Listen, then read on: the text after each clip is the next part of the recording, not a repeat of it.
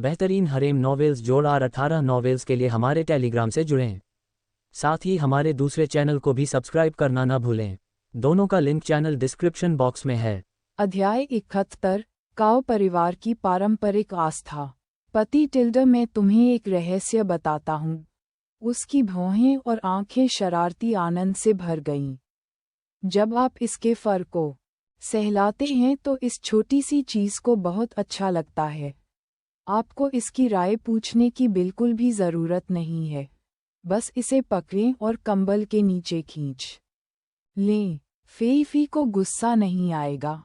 जब आप उसे थपथपाएंगे तो वह सो जाना चाहता है। टिल्डा, छोटी सिवेट बिल्ली ने अपना सिर ऊपर उठाया हुआ ये को घूरते हुए उसकी चौड़ी आंखें सदमे से भर गईं। एक पल की स्तब्धता के बाद उसने अपराध बोध से चांग एन की ओर देखा, केवल उसकी अजीब निगाहों से सीधे मिलने के लिए। म्याऊं, ये देखकर कि दूसरा पक्ष उसे हड़पने वाला है, फीफी ने एक दयनीय म्याऊं निकाली। बिजली की तरह अमर गुफा से बाहर निकली, बाड़ को फांद लिया और रात में गायब हो गई। आपने इसे डरा दिया। चांगेन असहाय महसूस कर रहा था। छोटा सफेद फूल शायद फेईफी को चिढ़ा रहा था। चिंता मत करो पति टिल्डा, ये तुम्हें छोड़कर जाने को बर्दाश्त नहीं कर सकता।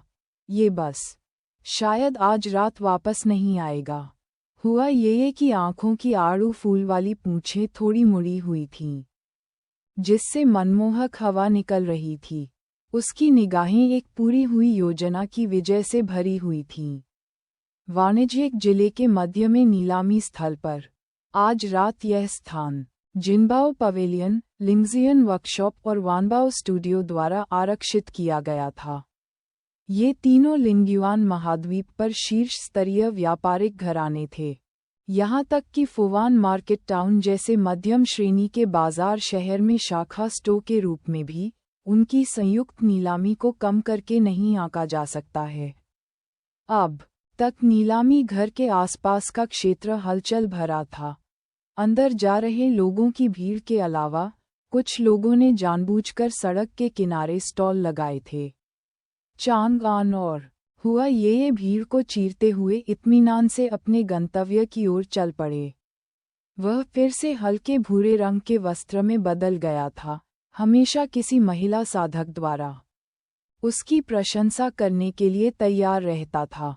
हुआ ये ने अभी भी सादे कपड़े पहने थे, केवल एक पर्दा डाला हुआ था जो व्यस्त भीड़ में पहचाने जाने से बचने के लिए दिव्य संवेदना को अवरुद्ध कर रहा था। आसपास के संप्रदायों और परिवारों से कई शिष्य इस नीलामी में आए हैं। हालांकि कोई भी बड़ा शॉट नहीं है, लेकिन यह इन तीन व्यापारिक घरानों के प्रभाव को दर्शाता है। चलते समय हुआ ये ने लोगों की भीड़ में विभिन्न वस्त्रों और प्रतीक चिन्हों की पहचान की। चांग एन ने अन्यमनस्कता से गुर्राते हुए कहा। उसका ध्यान बार बार हुआ ये की चाल पर जा रहा था। एक साधारण ग्रे बेल्ट ने पतली कमर को जकड़ लिया, फिर भी यह अंतहीन आकर्षण के साथ हिल रहा था, जैसे हल्की हवा में फूल की शाखा, सुंदर और आकर्षक। उसकी घूमती हुई कमर के साथ साथ हिलती हुई आकृतियों में एक अवर्णनीय लय, एक मूक आकर्षण था। कितनी आकर्षक छोटी लोमड़ी है। चांगेन ने अंदर ही अंदर आह भरी, यहाँ तक कि ऐसे सादे कपड़ों में भी हड्डी तक गहरा आकर्षण छिप नहीं सकता था। हुआ ये ने जानबूझकर आधा कदम आगे बढ़ते हुए घूंघट के पीछे अपनी आड़ू फूली आंखों को सिकोड़ लिया और अपनी छोटी कमर को और भी जोर से घुमाया। जैसे ही दोनों ने देखा कि आयोजन स्थल नजदीक है, अचानक उनके पीछे शोर मच गया। रास्ता बनाओ, तुम सब रास्ता बनाओ। बार बार अहंकार भरी चीखें गूंजती रहीं। वे देखने के लिए मुड़े और उन्होंने देखा कि एक समूह पूरे जोश में सड़क के बीचों बीच आ रहा है। सियान में क्यूई रिफाइनिंग स्टेज के 4 युवाओं ने एक विशाल लकड़ी का कूड़ा उठाया। उसके बगल में एक मध्यम आयु वर्ग का पुरुष कल्टीवेटर एक भंडारी की तरह कपड़े पहने हुए चल रहा था, जबकि 4 सहायक महिला कल्टीवेटर उसके पीछे चल रही थी, एक दिखावटी जुलूस। कूड़े पर एक मोटी भौं वाला, यांग क्यूई जैसा चमकदार दाढ़ी वाला आदमी फैला हुआ था, जिसने अपनी मांसपेशियों को दिखाने के लिए छाती पर खुले काले प्रशिक्षण कपड़े पहने हुए थे। कुछ संप्रदाय और पारिवारिक शिष्यों ने उनके अहंकार से चिढ़कर परिचारकों के कपड़ों पर प्रतीक देखते ही अपना मुंह बंद कर लिया। जो लोग सहमत नहीं थे वे उस समय चुप हो गए जब उन्होंने उस व्यक्ति की बेदाग प्रारंभिक गोल्डन कोर स्टेज आभा को महसूस किया और देखा कि उसके बगल वाला प्रबंधक एक लेट गोल्डन कोर स्टेज विशेषज्ञ था। दाढ़ी वाले आदमी से परिचित तलवार क्यूई को महसूस करते हुए चांगेन का दिल हिल गया। सितारा बुझाने वाली तलवार मंडप। आश्चर्यचकित होकर उन्होंने हुआ ये से पूछा, क्या स्टार एक्सटिंग्विशिंग स्वॉर्ड पवेलियन का एक शिष्य वास्तव में खुद को इस तरह प्रदर्शित करेगा? जहां तक वह जानता था, हालांकि कुछ संप्रदाय के शिष्य दबंग हो सकते हैं, लेकिन किसी ने भी इतनी खुलेआम परेड नहीं की। हुआ ये ने अपना सिर हल्का सा हिलाया। यही कारण है कि वह अपनी संप्रदाय की वर्दी पहनने की हिम्मत नहीं करता है। अभी वह यहाँ केवल एक पारिवारिक वंशज के रूप में है, इसलिए कोई भी उसे छू नहीं सकता है। ओह, आप इस लड़के को जानते हैं? क्या उसका परिवार प्रसिद्ध है? मम्मा, प्रसिद्ध कल्टीवेटर काओ परिवार की प्रत्यक्ष वंशावली, वर्तमान कुलपति काओ वुड का तीसरा बेटा और स्टार एक्सटिंग्विशिंग स्वॉर्ड पवेलियन में स्वॉर्ड आई पीक की वर्तमान पीढ़ी के स्वॉर्ड सीड। चांगेन ने अपना होंठ मोड़ लिया। वह एक प्रारंभिक गोल्डन कोर स्टेज वास्तव में तलवार के बीज के रूप में हमारे लिटिल 13 के साथ खड़े होने के योग्य है। पति, क्या आप स्वॉर्ड 13 को जानते हैं? हुआ ये ने उत्सुकता से पूछा, फिर एहसास हुआ, सही है, वह कुछ समय पहले फुवान मार्केट टाउन आया था और कई दिनों तक कुई कुई के साथ रहा, जिससे कुई कुई बहुत असंतुष्ट हो गई। चांगेन की अभिव्यक्ति जटिल हो गई। तो आप वास्तव में नाम और स्वभाव दोनों में छोटी तलवार हैं। काओ परिवार, प्रसिद्ध पेय शुईकास, जो धधकते आकाश की चिलचिलाती लपटों की खेती तकनीक के लिए प्रसिद्ध है। उसने वास्तव में इस शानदार महान परिवार के बारे में सुना था। बिल्कुल, काओ वुड को बचपन से ही तलवारें पसंद थीं, इसलिए उनके परिवार ने उन्हें स्टार एक्सटिंग्विशिंग स्वॉर्ड पवेलियन में भेज दिया। हालांकि उनका चरित्र खराब है, लेकिन उनमें ताकत है। अफवाह कहती है कि वह एक साधारण आंतरिक संप्रदाय के शिष्य से लेकर तलवार बीज की उपाधि प्राप्त करने तक का सफर तय किया, यहाँ तक कि उनके परिवार के संसाधनों के साथ भी।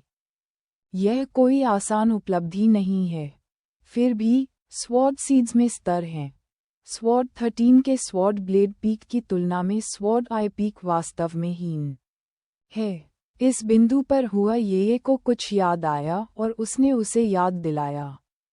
माना जाता है कि काओ वुड को अपने परिवार की पारंपरिक परंपरा विरासत में मिली है।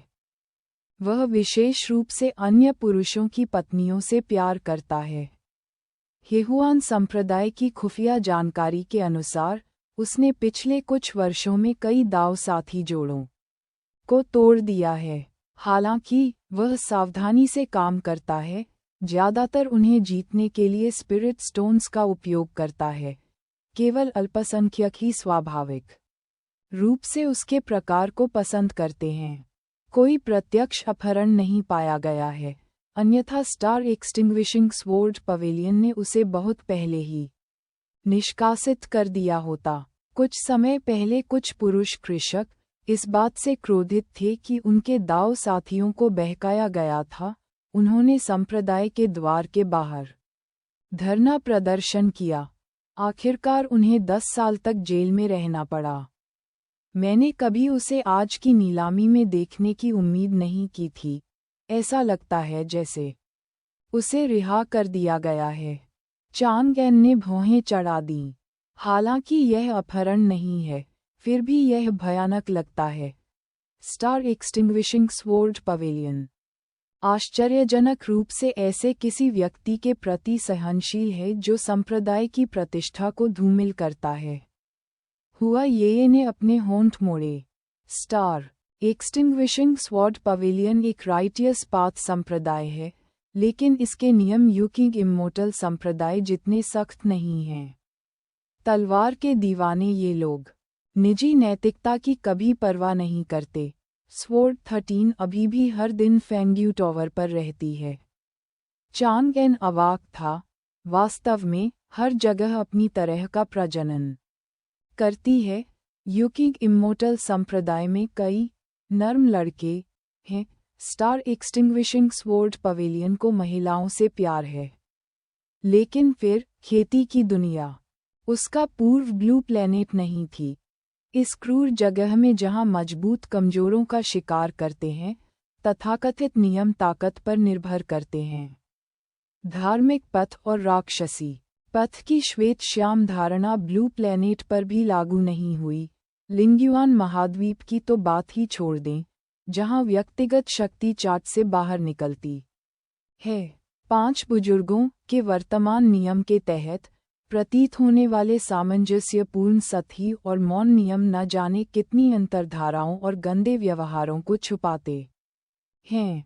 फिर भी शुद्ध प्रेम के एक समर्पित समर्थक के रूप में उसे इस पत्नी चोरी करने वाले काओ वुडे से गहरी घृणा महसूस हुई।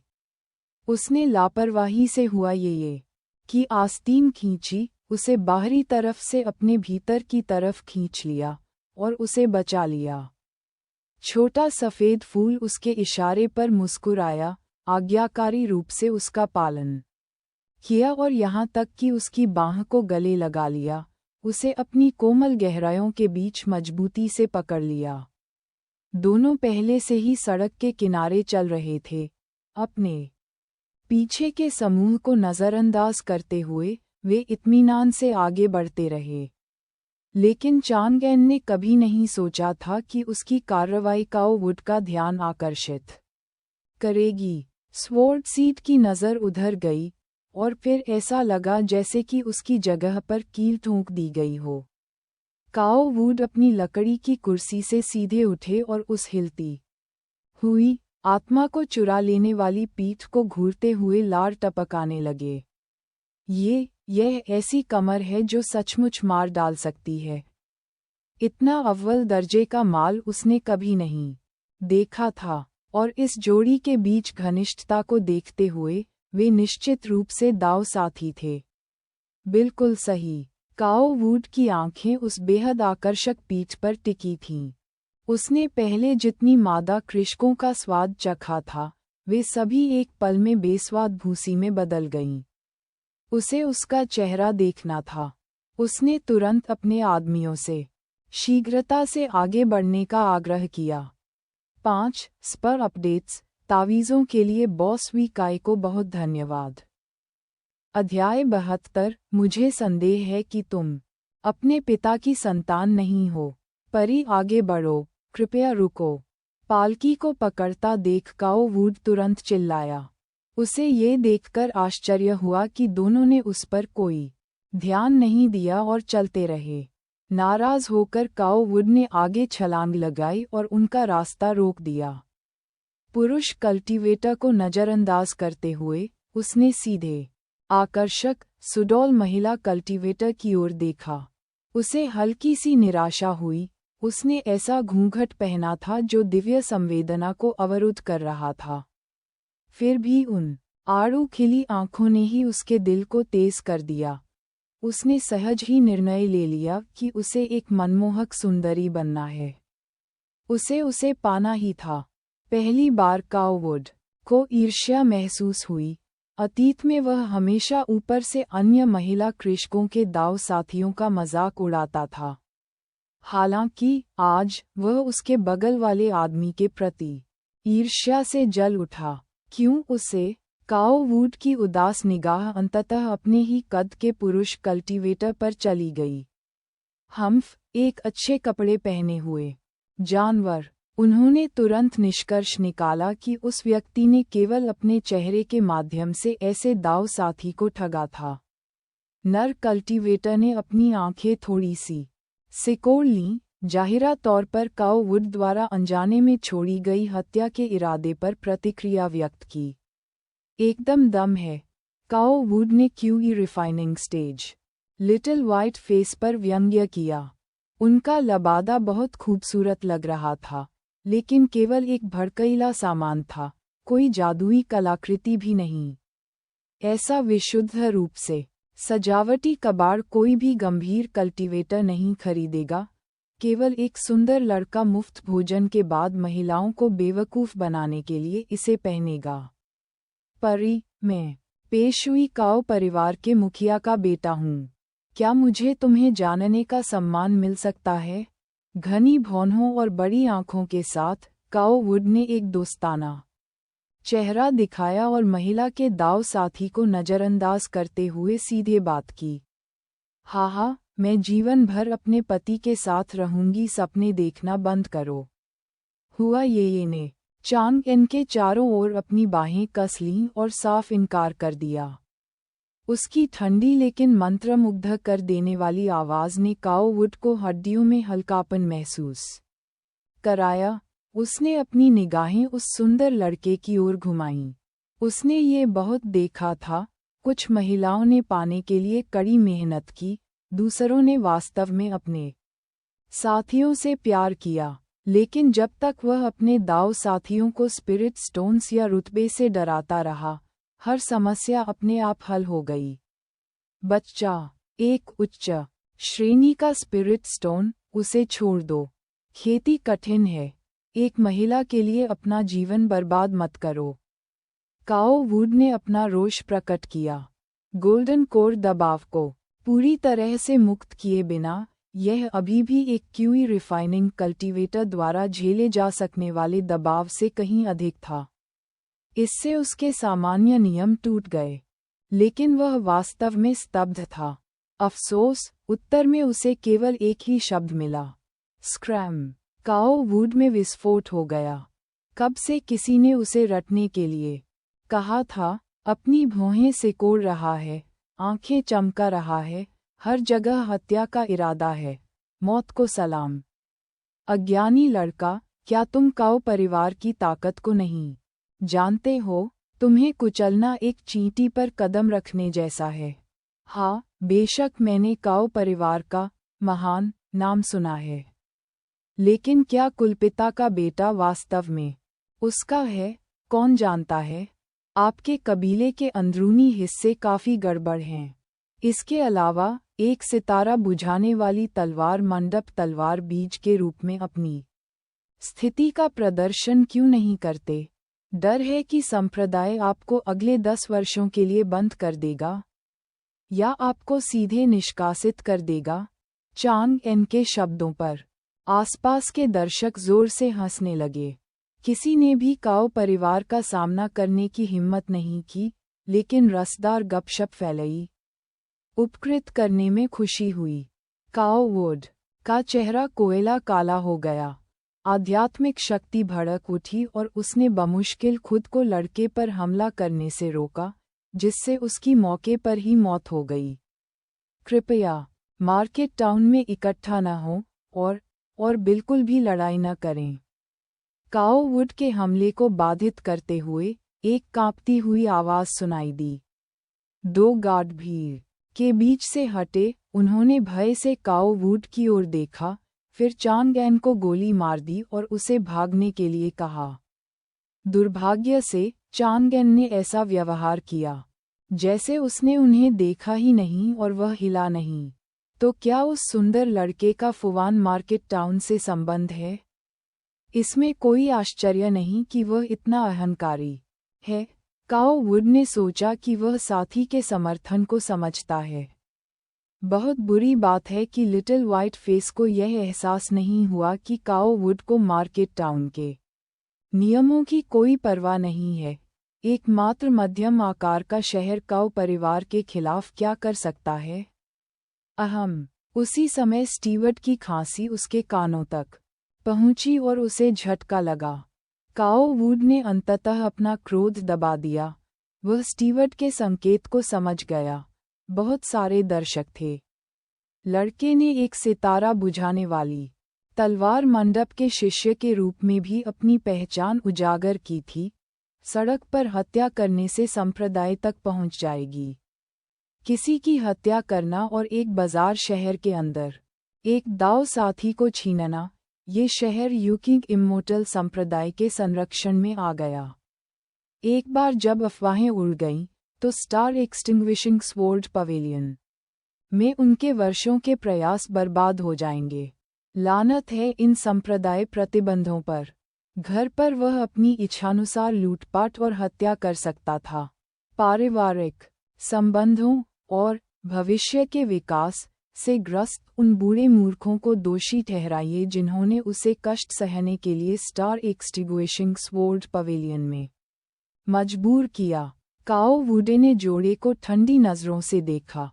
आप 2 दिन और जिए। आज रात एक बार जब उसका मुख्य काम पूरा हो गया, तो उस सुंदर लड़के को चुपचाप मारने के बहुत सारे मौके थे। बिना कुछ कहे वह पालकी पर वापस चढ़ गया और नीलामी की ओर आगे बढ़ गया। वाह पति, कितना मर्दाना, उससे कहो हाथापाई, और वह हाथापाई करता है। टिल्डा हुआ ये भले ही ज्यादा उत्कृष्ट प्रदर्शन न कर पाई हो, लेकिन उसका भावनात्मक समर्थन अधिकतम था। चांगेन मुस्कुराया और कुछ नहीं कहा। उन्होंने काओ वुडे को कोई परवाह नहीं दी। काओ परिवार जितना शक्तिशाली था, फिर भी यहुआन संप्रदाय के सामने फीका पड़ गया। वे हाथ में हाथ डाले नीलामी की ओर चल पड़े। प्रवेश द्वार तक इत्मीनान से चलते हुए उन्होंने देखा कि काओ वुड पहले ही अंदर जा चुका था। जब चांगेन जिन युआन की खोज कर रहा था, उसके बगल से एक प्रसन्न महिला की आवाज आई। बड़े भाई चांगेन, बहन ये आप यहाँ क्यों हैं? मुझे लिटिल चांगेन क्यों नहीं कहा जाता? वह मन ही मन बड़बड़ाया और मुड़कर देखा कि यान यू जल्दी जल्दी आ रही है। आंखें चमकने लगीं। उसका यूकिंग अमर संप्रदाय बाहरी संप्रदाय शिष्य का वस्त्र चला गया। आज रात उसने moon ripple illusion wheel dress पहनी थी। ये शीर्ष श्रेणी का जादुई कलाकृति गाउन, मुख्य रूप से पानी नीला, झील पर चांदनी लहरों की तरह चमक रहा था। जब वह चलती थी तो पारदर्शी कपड़ा, चांदी के धागों से कढ़ाई किया हुआ हेम और कफ कोमल लहरों की तरह लहराते थे, स्वप्न जैसा और अलौकिक। सच कहूं तो चांगेन के सभी 100 परिधान मिलकर भी उसकी पोशाक के मूल्य से मेल नहीं खा सकते। यान यू का खूबसूरत चेहरा खुशी से भर गया।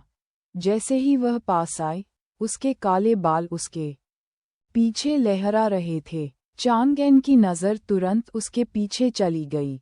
एक साधारण दिखने वाली मध्यम आयु वर्ग की महिला उसके करीब आ रही थी।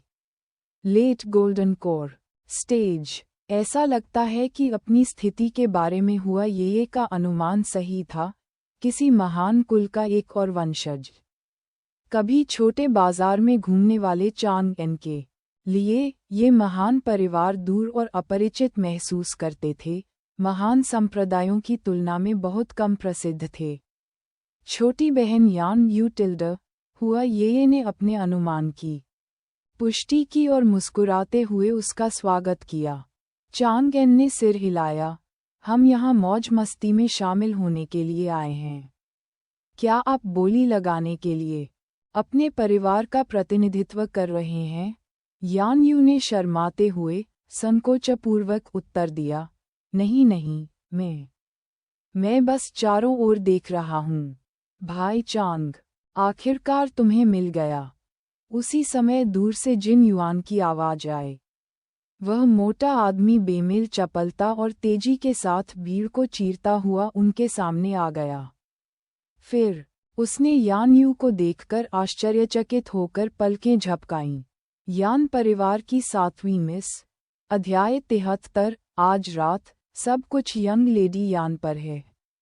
महामहिम यान यू स्पष्ट रूप से उस व्यक्ति को नहीं जानता था, एक नज़र में पहचाने जाने की उम्मीद तो दूर की बात है। परिवार में उसकी स्थिति हमेशा कम महत्वपूर्ण रखी गई थी। यूकिंग इम्मोर्टल संप्रदाय में पहुंचने के बाद भी केवल कुछ परिचित साथी शिष्यों को पता था कि वह यान परिवार से थी, और 7वीं मिस के रूप में उसकी पहचान कभी सामने नहीं आई थी।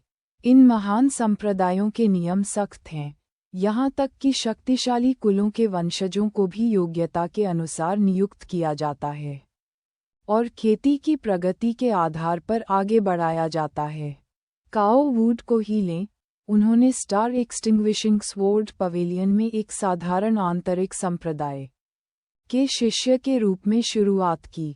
यान यू की आध्यात्मिक जड़ औसत दर्जे की थी, इससे कोई फर्क नहीं पड़ता कि घर में उसका कितना सम्मान किया जाता था।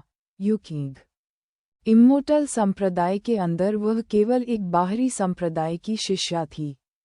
परिवार की उससे कोई विशेष मांग नहीं थी। यदि वह अंततः इनर सेक्ट तक पहुंच सके और कुछ संबंध बना सके तो ये पर्याप्त होगा। मैं जिनबाओ मंडप का जिन युआन हूँ। मैं कबीले के लिए औषधीय गोली का व्यवसाय संभालता था, इसलिए मैं आपके यान परिवार के अंदरूनी हिस्सों से काफी परिचित हूँ। यान यू और उसके पीछे मध्यम आयु वर्ग की महिला कल्टीवेटर दोनों शुरू हुए। जिन युआन जिनबाओ मंडप के स्वामी का तीसरा पुत्र, जिसके पास स्वर्गीय मानव प्रेरण था, वह फुवान मार्केट टाउन में कब आया था और वह चांगएन से बहुत परिचित था। यान यू ने इसे सहजता से लिया। वह लंबे समय से महसूस कर रही थी कि चांगएन असाधारण था। उसने वरिष्ठ बहन को भी आकर्षित किया था। उसे बस थोड़ा सा गर्व महसूस हुआ। मध्यम आयु वर्ग के अंगरक्षक की नज़र बदल गई। जिन परिवार के तीसरे युवा मास्टर, गोल्डन कोर स्टेज जिन युआन द्वारा एकमात्र क्यूई रिफाइनिंग युवा को भाई कहा जाने लगा। 7वीं मिस के गर्मजोशी भरे रवैये के बारे में उसके पहले के संदेह तुरंत दूर हो गए। शिष्टाचार का आदान प्रदान करने के बाद जिन युआन ने कहा, यहाँ बहुत सारी आंखें हैं, क्या हम एक निजी बॉक्स में बात करेंगे? जरूर। टिल्डा में भाई चांगएन और बहन ये के साथ एक बॉक्स साझा करूंगा। मैं अपना खुद का उपयोग नहीं करूंगा। यान यू इस मौके को हाथ से जाने नहीं दे रही थी। बहन ये ने उसे भाई चांगएन के साथ अनुकूल खेती करने के लिए कहा था। बड़ी बहन की बात सुनना कभी गलत नहीं था। चांगएन ने मना नहीं किया। वे बगल के रास्ते से ऊपर जिन युआन के पीछे गए। उसने चुपचाप सोचा, यान परिवार, गोलियां, क्या उसने कीमिया विद्या के लिए प्रसिद्ध एक प्रमुख कबीले के बारे में नहीं सुना था? उनके उत्पाद लगभग सभी उच्च ग्रेड के थे, प्रीमियम बाजार पर कब्जा कर रहे थे। हर प्रमुख फर्म और संप्रदाय के साथ सहयोग कर रहे थे। ऐसा कहा गया था कि उनकी दैनिक स्पिरिट स्टोन आए पानी की तरह बहती थी। उसने सोचा था कि यान यू एक मामूली अमीर घर की बाहरी संप्रदाय की लड़की थी। जैसा कि अपेक्षित था, सिस्टम के किसी भी उम्मीदवार के संपर्क सरल नहीं थे। विशाल निजी कमरा चमकदार मोतियों और नक्काशीदार बीमों से जड़ी हुई थी। नीचे की नीलामी शुरू नहीं हुई थी। समूह ने बैठकर बातचीत की। जिन युआन ने सबसे पहले हुआ ये को आकार दिया। घूंघट वाली महिला ने सादे कपड़े पहने थे, फिर भी उसकी हल्की आभा असाधारण थी। अपनी चतुर आंखों से उसने उसकी पवित्रता के नीचे एक मंत्रमुग्ध कर देने वाला आकर्षण भी पहचान लिया। क्या वह हेहुआन संप्रदाय की अफवाह वाली सक्कुब्स हो सकती है? क्या भाई चांगएन को सचमुच वह अपने दोस्त जियो चुनान से विरासत में मिली थी? बाहरी संप्रदाय के शिष्य केवल शुद्ध कटाई तकनीकों का अभ्यास करते थे। भाई चांगएन वास्तव में उग्र थे। महिला के स्नेहपूर्ण व्यवहार को देखकर जिन युआन ने अपने काम से काम किया और एक समाचार के साथ शुरुआत की।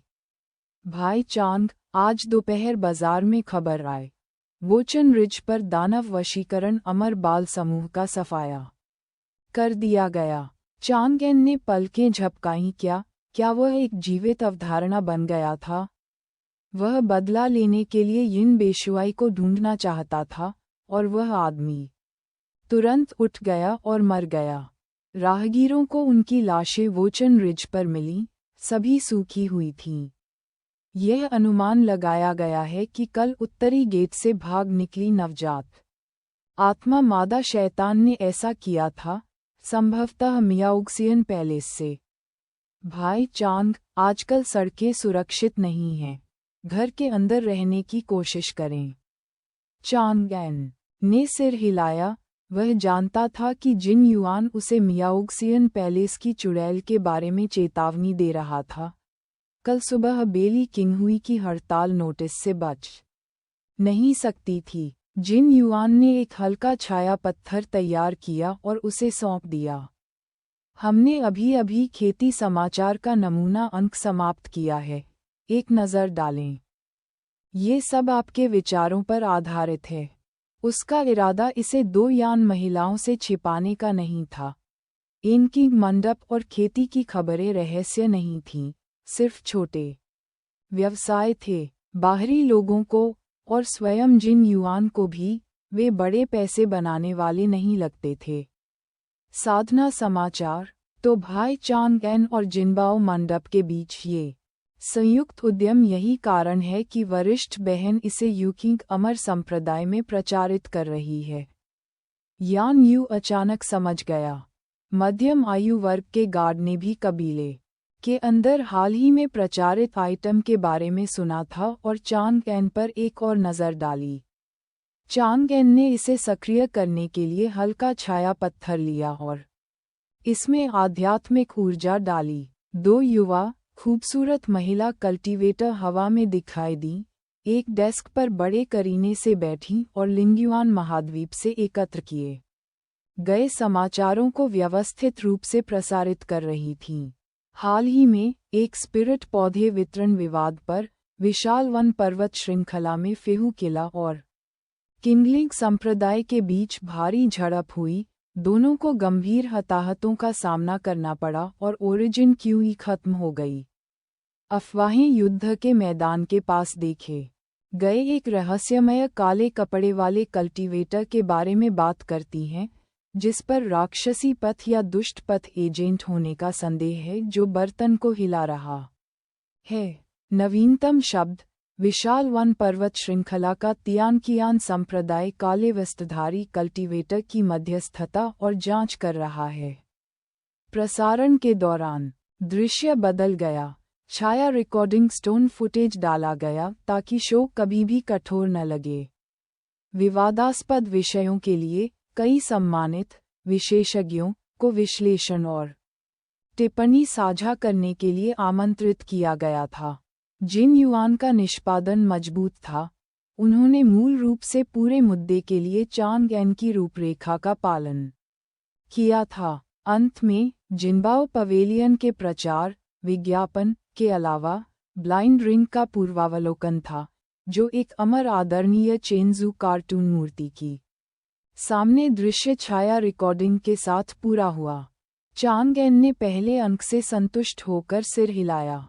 बुरा नहीं, व्यस्त कार्यक्रम को देखते हुए ये चलेगा। अगली बार अधिक समय के साथ स्थानीय जिनबाओ मंडप में गवाहों या पार्टियों का साक्षात्कार लें और विभिन्न दृष्टिकोण एकत्र करें। मेजबान पुरुष महिला जोड़े हो सकते हैं, उन्हें बैठने की जरूरत नहीं है। खड़े होने से शारीरिक भाषा बढ़ती है और दर्शक थकान से बचते हैं। उनके कपड़े, जादुई खजाने और बैकग्राउंड प्रॉप्स सभी जिनबाओ पवेलियन के माल हो सकते हैं। गुप्त विज्ञापन बेशक, इसके लिए स्पिरिट स्टोन्स से शुल्क लें। समझा? जिन युआन सीधा हो गया। उसकी आंखें चमक उठीं जैसे कि उसे सब कुछ लिखने के लिए एक नोटबुक चाहिए। अन्य लोग, जो अभी भी पूरे प्रसारण से आश्चर्यचकित थे, अब उन्होंने चांगएन को तीखी आलोचनाओं से दूर देखा, जबकि प्रसिद्ध जिन युआन एक उत्सुक प्रशिक्षु की तरह लग रहे थे।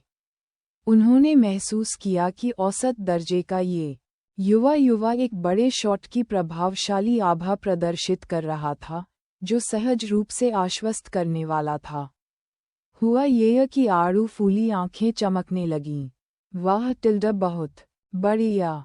मेरे पति ने ये सोचा, कितना मज़ेदार, और मुझे रसदार गपशप पसंद है।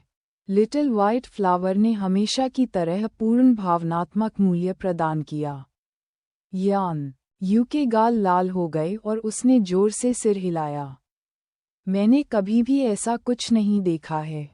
इसमें से कुछ भी गुप्त नहीं है, फिर भी एक साथ इकट्ठा होने पर ये खरीदने लायक लगता है। अंत में वह अमर आदरणीय चेन जू की मूर्ति मनमोहक है। मुझे आश्चर्य है कि इसे किसने बनाया। मैं यह अंधी अंगूठी भी खरीदना चाहता हूँ। जिन युआन ने मौके का फायदा उठाया और हंसते हुए कहा, ये सब भाई चांद का काम है, पूरी तरह से आश्चर्यजनक। यान यू अनुकूलता 80-82। उसकी प्रशंसा भरी निगाहों को देखकर चांगेन ने आह भरी, इस साधारण लड़की की अनुकूलता पर खेती करना लगभग बहुत आसान था। मैं तुम्हें बाद में एन किंग पवेलियन से एक सेट दिलाऊंगा। नहीं, यान यू ने साफ इनकार कर दिया। भाई चांगेन के व्यवसाय का समर्थन करने के अपने तरीके के रूप में, जब ये रिलीज होगी तो मैं इसे स्वयं खरीदूंगा। दरअसल मैं विशेष रूप से ये देखने के लिए आया था कि आपके लिए खरीदने के लिए कुछ अच्छा है या नहीं। भाई चांगेन, आज रात आपको जिन सभी स्पिरिट स्टोन्स की आवश्यकता है वे मुझ पर हैं। अध्याय 74। क्या आप ऊंची बोली नहीं लगाने जा रहे हैं? आज रात यान यू वास्तव में चांगेन के लिए चीजें खरीदने आया था। उस सुबह हुआ ये से बात करने के बाद उसने कई उम्र इस बात पर विचार करते हुए बिताई कि उसका स्नेह कैसे बढ़ाया जाए। अफसोस की बात है कि जिस लुक को लेकर वह हमेशा आश्वस्त रहती थी, वह अभी भी ये हुआ और सीनियर सिस्टर से आधा कदम पीछे था। बाकी के लिए उसकी खेती औसत दर्जे की थी, बमुश्किल फाउंडेशन प्रतिष्ठान में। उसका एकमात्र वास्तविक किनारा उन ठंडे स्पिरिट स्टोन्स से थोड़ा अधिक होना था। चूंकि लिटिल हैंडसम बाजार में स्टॉल लगाता रहा, इसलिए उसके पास स्पष्ट रूप से नकदी की कमी थी। उसका दाव कंपेनियन ये हुआ भी अच्छा नहीं था और उसने काफी सादे कपड़े पहने थे। उस स्थिति में खरीदें उसके लिए खेती के संसाधन, सुरक्षात्मक तावीज़ और फॉर्मेशन प्लेट जमा करने से उसे कुछ सद्भावना अर्जित करनी पड़ी, है ना? उसकी गुणवत्ता वरिष्ठ बहन के वर्ल्ड प्यूरीफाइंग लाइट व्हील तावीज़ खजाने से मेल नहीं खा सकती थी, लेकिन वह मात्रा में इसकी भरपाई कर सकती थी। वह जो भी चाहता वह दे देती। यान परिवार की 7वीं कुमारी के रूप में यान यू को उसके 6 बड़े भाई बहन और उसके बुजुर्ग बहुत पसंद करते थे। यद्यपि आश्रय प्राप्त था, फिर भी वह मूर्ख नहीं थी। वह पहले चांगएन को पसंद करती थी, लेकिन मुख्य रूप से उसे लिव इन पति के रूप में भर्ती करना चाहती थी। उसकी सामान्य आध्यात्मिक जड़ के साथ कबीले ने कभी भी उससे यह उम्मीद नहीं की थी कि वह किसी युवा प्रतिभाशाली व्यक्ति से शादी करेगी और अगली पीढ़ी की योग्यता में सुधार करेगी। किसी ऐसे सामान्य व्यक्ति को ढूंढना जिसे वह वास्तव में पसंद करती हो, उसे थोड़े प्रतिरोध का सामना करना पड़ेगा। लेकिन अब अगर सीनियर सिस्टर वास्तव में चांगएन के साथ मिल जाती है, तो इससे मेरी सीनियर सिस्टर को पसंद करने का उसका वर्तमान शौक पूरा हो जाएगा और पूरा परिवार खुश हो जाएगा। आखिरकार वह भविष्य में क्लेश पार करने वाले महान विशेषज्ञ की बहनें होंगी। उत्साहित होकर यान जियाओकी ने स्पिरिट स्टोन्स की बोरियों के साथ सीधे आज रात की नीलामी में प्रवेश किया। परिवार ने उसे एक अंगरक्षक भी नियुक्त किया। उसके भंडारण रिंग में रखे ठंडे स्पिरिट स्टोन्स ने उसे चिल्लाने का आत्मविश्वास दिया, मैं बिल का भुगतान करूंगा। चांगएन ने इस बेतहाशा खर्चीली युवा मिस को झुंझलाहट से देखा और अपना सिर हिला दिया। कोई ज़रूरत नहीं, मैं इतना कुछ नहीं खरीद सकता, और मैंने पहले ही भाई जिन से स्पिरिट स्टोन्स की अग्रिम व्यवस्था कर ली है। जैसे ही ये शब्द उसके मुंह से निकले, धूर्त मोटे आदमी ने बहुत अफसोस जताया। क्षमा करें, उसने संकोचपूर्वक कहा। भाई चांग, मेरा दिमाग खराब हो गया। जिनबाओ मंडप में एक आपातकालीन स्थिति थी और उसने अपने अधिकांश स्पिरिट स्टोन स्टॉक को हटा दिया। मैं शायद आपकी मदद नहीं कर सकता। चांगएन यान यू ने जिन युआन को स्वीकृति की दृष्टि से देखा, फिर मुस्कुराया। कोई बात नहीं, मैं बहुत कुछ लाया हूँ। भाई चांगएन और बहन ये जो चाहें खरीद सकते हैं। चांगएन अवाक होकर हुआ ये की ओर मुड़ा।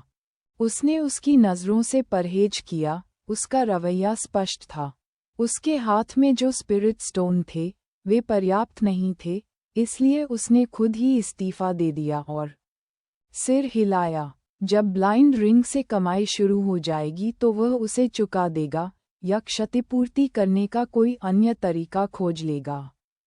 जिन युआन ने चुपचाप खुद को एक और अंगूठा दिया। जब आप बाद में उनके साथ एक बड़ा बिस्तर साझा कर रहे हों तो मेरे योगदान को मत भूलना, भाई चांग। ठीक है, नीलामी शुरू होने वाली है। मैं चीज़ों को व्यवस्थित करने के लिए नीचे जाऊंगा। उसने कई कैटलॉग निकाले, उन्हें कमरे में मौजूद लोगों को सौंपा और चला गया। चांगएन ने पलट कर देखा और बहुत सारी उपयोगी वस्तुएं देखीं। आखिरकार उसकी नज़र समापन पर टिकी। रहस्यमय ज़ेड तावीज़ के टुकड़े, एक सर्वोच्च यांग आत्मा खजाने के संदिग्ध टुकड़े, या यहाँ तक कि एक स्वर्ग और पृथ्वी के सर्वोच्च खजाने, इसके विनाश के बाद। हल्के से पौष्टिक, वे एक कल्टीवेटर की किडनी क्यूई को मजबूत कर सकते हैं, शरीर में सुधार कर सकते हैं, और पहनने वाले को स्पष्ट दिमाग और तेज तर्रार रख सकते हैं। ये सर्वोच्च यांग आइटम था जिसका जिन युआन ने उल्लेख किया था। विवरण ने चांग को टाइगर के गले में लटके अनियमित ज़ेड तावीज़ के बारे में सोचने पर मजबूर कर दिया। क्या वे उसी जादुई खजाने के टुकड़े हो सकते हैं? स्पष्ट रूप से, एक शीर्ष स्तरीय वस्तु, विशेष रूप से उस संदिग्ध स्वर्ग और पृथ्वी सर्वोच्च खजाना पंक्ति के साथ। खेती की दुनिया में जहां भव्य पवित्र खजाने गायब हो गए थे, स्वर्ग और पृथ्वी के सर्वोच्च खजाने समान रूप से दुर्लभ थे, जिनका स्वामित्व केवल शक्तिशाली विशेषज्ञों के पास था। यहाँ तक कि टुकड़े भी उत्कृष्ट थे। बेशक, इस बारे में अनिश्चितता कि क्या ये वास्तव में ऐसे खजाने का एक टुकड़ा था, कीमत को प्रभावित करेगा। कैटलॉग के अंत में, टुकड़े को सामान्य नीलामी द्वारा नहीं बेचे जाने के रूप में चिन्हित किया गया था, बने रहें। चांगएन ने अपने होंठ मोड़े, पुस्तिका बंद की और नीचे नीलामी चरण पर मौजूद एमसी पर ध्यान केंद्रित किया। मेज़बान, बॉडी इंटीग्रेशन लाल पोशाक में एक सुडौल महिला, जिसमें उसकी पतली कमर और लंबी टांगें दिख रही थीं, ने मेहमानों को आने के लिए गर्मजोशी से धन्यवाद दिया। फिर, बिना किसी देरी के, उसने नीलामी शुरू कर दी। पहला आइटम, 9 हेवंस मिस्टिक आयरन जादुई खजाने को गढ़ने के लिए प्रीमियम सामग्री। मंच के सामने हॉल बिखरे हुए कृषकों से भरा हुआ था। दूसरी और तीसरी मंजिल पर निजी बक्से रखे हुए थे। डिवाइन सेंस को अवरुद्ध करने वाले पर्दे बॉक्स की खिड़कियों पर लटक गए, लेकिन मंच के दृश्य में बाधा नहीं बनी। चांगएन का समूह तीसरी मंजिल के एक बॉक्स में मंच के लगभग बिल्कुल सामने बैठा था, बिल्कुल सही सुविधाजनक स्थान। यान यू ने चांगएन और ये हुआ का अध्ययन किया। उनकी रुचि में कमी को देखते हुए उन्होंने भी बोली नहीं लगाए। नीलामी सुचारू रूप से चली और जल्द ही वह चीज़ सामने आ गई जो चांगएन चाहता था। 3 दिव्य अर्थ एस्केप तावीज़ फाउंडेशन स्थापना चरण के लिए शीर्ष श्रेणी के तावीज़। प्रारंभिक बोली 300 निम्न श्रेणी के स्पिरिट स्टोन्स। उसके पास अभी भी जीवन रक्षक युक्तियों का अभाव था। कुछ अतिरिक्त सामान होने से कोई नुकसान नहीं होगा। वे आमतौर पर लगभग 500 निम्न श्रेणी के स्पिरिट पत्थरों में बिकते थे, लेकिन शीर्ष श्रेणी के स्पिरिट पत्थर दुर्लभ थे और नीलामी में उनकी कीमत थोड़ी अधिक होगी।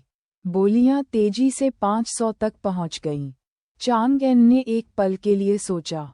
600 निम्न ग्रेड स्पिरिट स्टोन्स। फर्श पर किसी ने भी पीछा नहीं किया और बक्सों में बड़े खर्च करने वालों को स्पष्ट रूप से उनकी आवश्यकता नहीं थी। चुप्पी। जैसे ही मेजबान बंद होने वाला था, चांगएन के सामने तीसरी मंजिल के बॉक्स से एक कर्कश आवाज आई। 1000 निम्न ग्रेड स्पिरिट स्टोन्स। इसके बाद उकसावे और तिरस्कार से भरी ठंडी हंसी आए। चांगएन ने भौहें ऊपर उठाईं। काओवुडे। उस आदमी ने उसकी आवाज पहचान ली थी और जानबूझकर परेशान कर रहा था। यान यू उज्ज्वल, बहुत बढ़िया। केवल सर्वोच्च कीमत चुकाकर ही वह अपनी योग्यता दिखा सकती थी। वह बोली लगाने ही वाली थी जब चांगएन ने उसे रोका। मैं इसे संभाल लूंगा। अपने पिछले दांत पीसते हुए उसने क्रोध और जलन को अपने स्वर में आने दिया। 2000 निम्न श्रेणी के आत्मा पत्थर। 3000, काओवुड ने बिना किसी हिचकिचाहट के जवाब दिया। 4000, चांगएन और भी क्रोधित लग रहा था, मानो वह काओवुड को टुकड़े टुकड़े कर देना चाहता हो। 5000 निम्न श्रेणी के आत्मा पत्थर। बिका हुआ। मेजबान की जगह किसी ने गैवेल को नीचे लाया। आवाज धीमी आवाज में लौटाई। हॉल में एक पल के लिए सन्नाटा छा गया, फिर बातचीत और दबी दबी हंसी गूंज उठी। विपरीत बॉक्स में काओवुड की पिछली जीत गायब हो गई, जिससे उसकी छाती निराशा से भर गई। आप बोली नहीं बढ़ा रहे हैं। 5000 निम्न श्रेणी के स्पिरिट स्टोन्स उसे नहीं तोड़ सकते थे, लेकिन एक मूर्ख के लिए खेला जा रहा था और उस मजाक को बेचा गया था जिसने उसे पूरी तरह से अपमानित किया था। गपशप के बीच वह जानता था कि वह अमीर लेकिन मूर्खतापूर्ण चुटकुलों का पात्र बन जाएगा। उसका चेहरा तमतमा गया, मुठियां कटोरे की तरह भींच गईं। वह शापित गुंडा। मैं यह मानने से इनकार करता हूँ कि मैं तुम्हें नीचे नहीं ले जा सकता। परिचारिका, ये देखकर कि वस्तु को उसकी कीमत से 10 गुना अधिक कीमत मिली, यानी उसके लिए मोटा कमीशन, बहुत खुश हुई। फिर भी उसने प्रोटोकॉल का पालन किया। 3 बार पूछा और हथौड़ा नीचे ले आए। अगला item heavenly thunder bamboo. Thunder विशेषता जादुई खजाने के लिए उन्नत सामग्री, स्वर्गीय बिजली से युक्त। शुरुआती बोली 5000 लो ग्रेड स्पिरिट स्टोन्स। न्यूनतम वृद्धि 100। 15000 निम्न श्रेणी के आत्मा पत्थर। चांगएन सबसे पहले खुला। पूरा हॉल हॉन्फने लगा। अध्याय 75। हा। डील। हेवनली थंडर बैम्बू वास्तव में एक उच्च स्तरीय सामग्री है, लेकिन बाजार मूल्य 8 से 10,000 निम्न ग्रेड स्पिरिट स्टोन्स तक पहुंचता है। क्या ऐसा हो सकता है कि इस व्यक्ति के जादुई खजाने में केवल यही एक सामग्री गायब है? या क्या उसे डर था कि पहले की कठोर आवाज बोली लगाती रहेगी, इसलिए उसने दूसरे पक्ष को डराने के लिए आसमान छूती कीमत बता दी? वास्तव में स्पिरिट स्टोन्स में समृद्ध, बहुत दृढ़ इच्छाशक्ति वाला काओवुड ने भी ऐसा ही सोचा। उस बच्चे की थंडर स्पिरिट रूट स्वाभाविक रूप से उससे छिप नहीं सकती थी, इसलिए स्पष्ट रूप से सामग्री की वास्तव में आवश्यकता थी। लेकिन अगर तुम मुझे डराना चाहते हो तो सपने देखते रहो। पिछली बार वह अपना आपा खो बैठा था और बोली बढ़ाता रहा था। इस बार मैं केवल एक बार उठाऊंगा, सिर्फ आपको निराश करने के लिए। भले ही आप एक और 100 स्पिरिट स्टोन्स जोड़ दें, फिर भी मैं आपसे वापस मिलने के लिए एक बार जा रहा हूँ, चिल्लाऊंगा। काओ वुड ने कई सांसों तक विचार किया। उसने 10,000 जोड़ने और 25,000 लो ग्रेड स्पिरिट स्टोन्स बुलाने की योजना बनाई थी, लेकिन उसे डर था कि वह प्रतिद्वंद्वी को डरा देगा और अंत में उसी में फंस जाएगा। 1,000 जोड़ना निरर्थक था। 15 और 16,100 में क्या अंतर है? तो सावधानी से 18,000 निम्न श्रेणी के आत्मा पत्थर। काओ वुड ने दूसरों के अथक प्रतिशोध के स्वर की नकल करते हुए चिल्लाया। फिर वह दूसरे पक्ष के 20,000 चिल्लाने की आशा से प्रतीक्षा करने लगा। एक बार जा रहा हूँ। अफसोस की बात है कि जवाब अभी भी वही स्पष्ट 2 शब्द थे।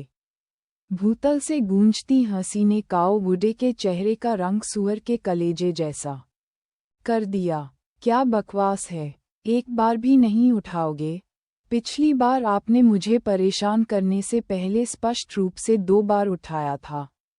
लगातार 23,000 लो ग्रेड स्पिरिट स्टोन्स फेंकना, 2 वस्तुओं के लिए प्रीमियम का लगभग 3 गुना जो उसके लिए पूरी तरह से बेकार थे। काओ वुड की मानसिकता पतन के करीब थी। कमीने, कुछ ही दिनों में मैं तुमसे मौत की भीख मंगवाऊंगा। इस उग्र संकल्प के साथ काओ वुड अंततः थोड़ा शांत हो गया।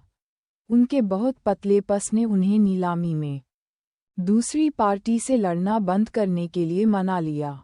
इस बीच एक अन्य निजी बॉक्स के अंदर हुआ ये ने चांग एन की बाह को गले लगाया, इतनी जोर से हंसी की उसके फूल कांपने लगे, किसी को चकाचौंध कर दिया। हालांकि यान यू ने नाखुशी से पूछा, भाई चांग एन, उस काओ परिवार के बदमाश को क्यों जीतने दिया? हम कुछ और स्पिरिट स्टोन्स खर्च कर सकते थे, 20,000 महंगा नहीं है। चांग एन को समझ नहीं आ रहा था कि हंसे या रोए। इसे किस लिए खरीदें? भले ही मेरे पास थंडर स्पिरिट रूट है, मुझे इसकी आवश्यकता नहीं है। ऊंची कीमत उद्धृत करना पूरी तरह से उसे परेशान करने के लिए था। काओ वुड को अभी एक छोटा सा नुकसान हुआ है और वह फेस से उबरने के लिए बेताब है, लेकिन वह मूर्ख नहीं है। यदि मैं सही हूँ तो वह इसे केवल एक बार ही उठाएगा। चाहे वह कितना भी जोड़ ले, मैं उसका अनुसरण नहीं करूंगी, वही हारेगा। ओह, यान यू अंततः समझ गया, इस धूर्त लोमड़ी को प्रशंसा के साथ देख रहा था। चांग एन ने कहा, इसके अलावा इन 2 बोली दौरों के बाद हमारे लिए बाद में अपनी पसंद की कोई भी चीज़ खरीदना बहुत आसान हो जाएगा। ये बताने की जरूरत नहीं है कि काओ वुड दोबारा इसके जाल में नहीं फंसेगा। यहाँ तक कि जब अन्य लोग मेरी बोली सुनते हैं तो उन पर मनोवैज्ञानिक प्रभाव पड़ेगा, उन्हें डर होगा कि मैं उन्हें फंसा दूंगा। Golden core stage. महिला अंगरक्षक जो यान यू के साथ आई थी, इस काले दिल वाले युवा को प्रशंसा की दृष्टि से देख रही थी। फिर भी वह अपने परिवार की 7वीं मिस के लिए चिंतित थी। ऐसी पवित्र लड़की शायद उसे बेचने के बाद भी पैसे गिनने में मदद करेगी।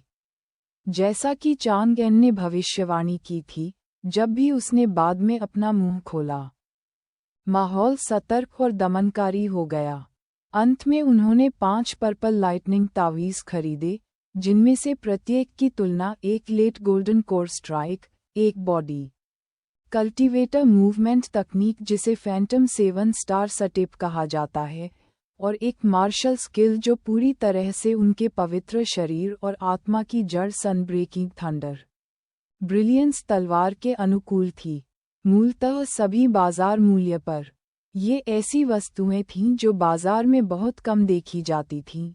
बिना प्रीमियम के खरीदारी करना बहुत बड़ा सौदा था। हालांकि यान यू को लगा कि यह उसकी योग्यता दिखाने के लिए पर्याप्त नहीं है।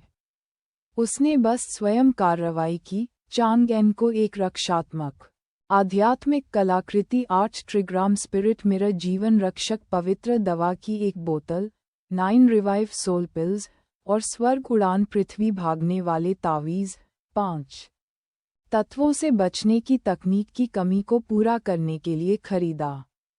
उसने सिस्टर ये के लिए स्वचालित रूप से चालू होने वाली ढाल के साथ एक मोती हेयरपिन भी खरीदा।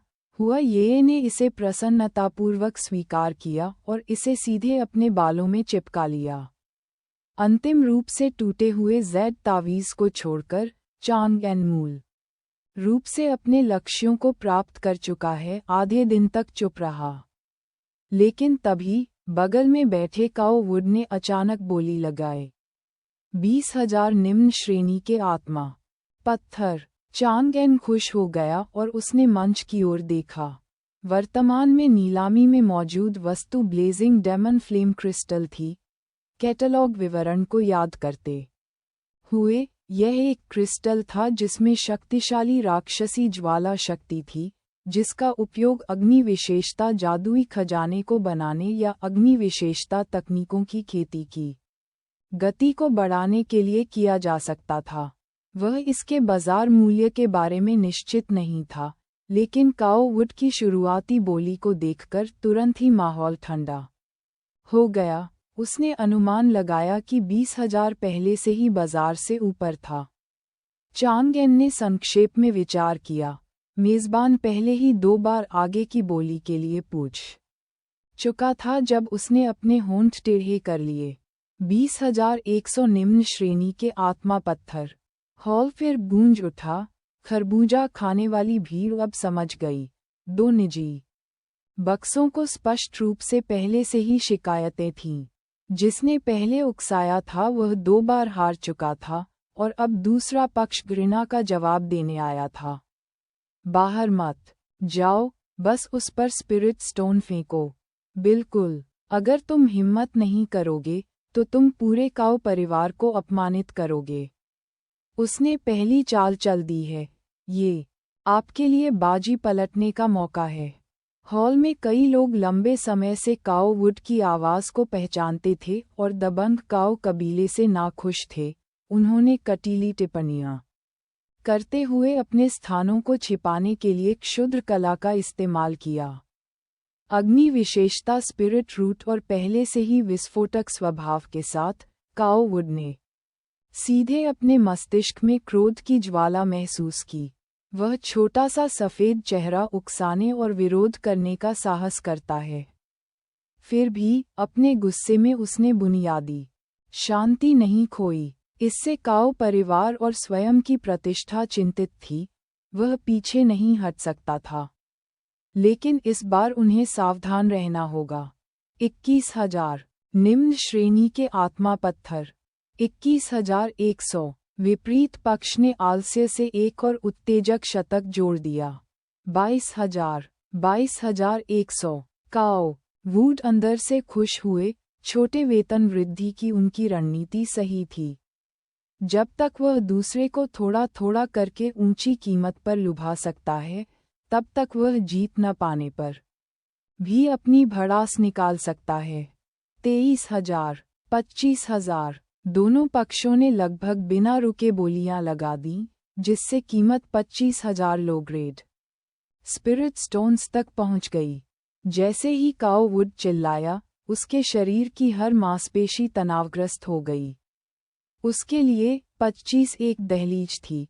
प्रतिद्वंद्वी संभवतः अब पीछे हट जाएगा, लेकिन इससे कोई फर्क नहीं पड़ा। अतिरिक्त 5,000 स्वीकार्य थे। आखिरकार उसे स्वयं उस वस्तु की आवश्यकता थी। यदि कमीने ने फिर भी बिना किसी हिचकिचाहट के एक और 100 जोड़ दिया, तो इसका मतलब है कि लिटिल व्हाइट फेस का लक्ष्य शायद 30,000 था। यदि तुम सोचते हो कि मैं 10,000 और खर्च कर दूंगा तो स्वप्न देखो। मैं तब तक इंतजार करूंगा जब तक वह 29,100 को कॉल न कर दे। उसके बाद मैं नौकरी छोड़ दूंगा। 25,100 बिना रुके उत्तर आया। 26,000 उन्होंने वैसे ही संकोच नहीं किया। 26,100 काओ वुड ने प्रोत्साहन में अपनी मुट्ठी बंद कर ली। उन्हें जीत का यकीन था। वह बस बहुत चतुर था। साधारण चतुराई इसका वर्णन नहीं कर सकती। उन्होंने खुद को बिग ब्रेन कहने का फैसला किया। 27,000, 19,000। काओ वुड ने अपने तेज दिल पर जोर डाला और शांति से चिल्लाया। फिर पूरी घबराहट के साथ वह दूसरे पक्ष द्वारा तेजी से 100 जोड़ने और पहले की तरह 29,100 बुलाने का इंतजार करने लगा। लिटिल व्हाइट फेस की आवाज ठीक संकेत पर आई। 14। काओ वुड खिड़की की ओर उछला और आकाश की ओर हंसते हुए बोला, हा हा हा, डील। फिर उसका चेहरा ठिठक गया। आपने क्या कहा? अध्याय 76, रहस्यमय राक्षसी कल्टीवेटर। काओ वुड की हार्दिक हंसी मृतमौन हॉल में अचानक बंद हो गई। उसका चेहरा खाली हो गया, आंखें भ्रम से भरी हो गईं। यह सही नहीं है, मुझे सोचने दो, बच्चा चिल्लाया। 28,100, मैं चिल्लाया। 29,000, फिर उसने 29,100 नहीं पुकारा, उसने इसे दोबारा नहीं उठाया और बेच दिया शब्द अभी भी उस कमीने द्वारा चिल्लाया गया था। मैं, लानत है। काओ वुड ने महसूस किया कि उसके शरीर में आध्यात्मिक शक्ति उबलते पानी की तरह उमड़ रही है। उसकी मेरिडियन धड़क उठी। क्यूई विचलन। वह जल्दी से पालथी मारकर बैठ गया और अपनी साधना तकनीक को प्रसारित किया। फिर से विचलित होने की हिम्मत नहीं की। उन्होंने मेजबान की बार बार की गई पुष्टि और हॉल में गूंज रही जोरदार हंसी को नजरअंदाज कर दिया। दर्शकों को आज रात की यात्रा सार्थक लगी। प्रसिद्ध काओ परिवार के काओ वुडे को लगातार असफलताओं का सामना करते देखकर वे शायद ही साथी शिष्यों और कुलों के साथ गपशप करने के लिए इंतजार कर सकते थे। साथ ही उन्हें उम्मीद है कि दोनों पक्ष ऐसा ही शानदार प्रदर्शन करते रहेंगे। दुर्भाग्य से अगली कई नीलामी वस्तुओं के लिए दोनों निजी बक्से चुप रहे। Golden devouring dragon Python essence blood के प्रकट होने तक। यह नीलामी वस्तु जानवर की महत्वपूर्ण ऊर्जा से समृद्ध है। जब इस पर लेप किया जाता है तो ये भौतिक शरीर को मजबूत कर सकता है, शारीरिक और जादू दोनों खेती करने वालों के लिए उपयोगी। कई बोलीदाताओं के बाद कीमत 14,500 लो ग्रेड स्पिरिट स्टोन्स तक पहुंच गई। 15,000। गहरी, दबी, खुरदरी आवाज फिर गूंज उठी। पूरे हॉल की सांसें अटक गईं। हर नज़र तीसरी मंजिल के दूसरे बक्से की ओर चली गई। ईमानदारी से कहूं तो बॉक्स 315, चाहे पुरुष बोला हो या महिला बोली, आज रात पहले ही कई चीजें उड़ा चुका था। उनकी संपत्ति की गहराई दांतों तले उंगली दबाने वाली थी। अब जब काओ वुड ने फिर से बात की तो लगातार 3 बार जीतने वाले युवा ने क्या प्रतिक्रिया दी होगी। 15,100, धीमी आवाज सुनाई दी, जिससे दर्शकों को एड्रेनालाइन का एक मौका मिला। यहाँ तक कि पिछली बोली लगाने वाले भी नतीजे की प्रतीक्षा में शांत हो गए। बिका हुआ। नीलामी घर में ऐसी गर्जना गूंजी कि लोगों के होश उड़ गए। काओ वुड ने धुंध का पर्दा फाड़ दिया। आंखें खून से लथपथ थीं, दांत नंगे थे, उसके मुंह के कोने पर अभी भी खून का निशान था। बेच दिया। आज मैं ये शब्द चिल्लाकर बोलूंगा। देखते हैं कौन उसे बचाने के लिए एक भी बोली लगाने की हिम्मत करता है। परिचारिका से लेकर भीड़ तक हर कोई अवाक रहकर पागल कुत्ते जैसे काओ वुड को घूरता रहा। दमघोटू हॉल में परिचारिका ने मंच के पीछे नजर डाली, जिन युवान को हंसी रोकते हुए सिर हिलाते हुए देखकर उसने झट से कहा, 15,100 निम्न श्रेणी के स्पिरिट स्टोन्स, पहली, दूसरी, तीसरी कॉल, बेचे गए। बॉक्स 315 में साथी दाववादी को बधाई। उसने अनुष्ठान में भाग लिया, हथौड़ा मारा, एक ऐसी कीमत की घोषणा की जो बाजार मूल्य तक भी नहीं पहुंची। प्रीमियम की तो बात ही छोड़ दें। धन्यवाद टिल्डर। युवक की संतुष्ट आवाज बॉक्स 315 से हट गई। गुस्से में काओ वुडे वापस अंदर बैठते हुए जोर से हौंफने लगा। उसे आधा अधूरा एहसास हुआ कि उसने क्या किया है। पीला पड़ गया। उसने कांपते हाथों से अपने बाल खोले, अपना सिर झुका लिया और कुछ नहीं कहा। चारों नौकरानियां बहुत देर तक एक कोने में दुबकी रहीं। प्रबंधक भावशून्य बना रहा, ये दिखावा करता रहा कि उसने कुछ नहीं देखा है। वह अपने युवा मालिक को बहुत अच्छी तरह से जानता था, जिद्दी और सलाह देने में बहरा। संकेत की सीमा थी, एक और शब्द और वह बलि का बकरा बन जाएगा। आखिरकार वह स्वर्गीय गोल्डन कोर थे, उनके पास बनाए रखने के लिए चेहरा था। अपमान को क्यों आमंत्रित करें? उस भयानक माहौल में किसी भी पक्ष ने दोबारा बात नहीं की और नीलामी अंततः समाप्त होने के करीब पहुंच गई। परिचारिका ने मीठी घोषणा की, प्रतिष्ठित अतिथियों, प्रदाता के अनुरोध पर अंतिम वस्तु एक विशेष विधि का उपयोग करेगी। यह ज़ैद तावीज़, जिसे आत्मा का खजाना माना जाता है, या यहाँ तक कि स्वर्ग और पृथ्वी के सर्वोच्च खजाने का एक टुकड़ा, अद्वितीय भावना रखता है। इसे अब एक सीलबंद कक्ष के अंदर रखा गया है।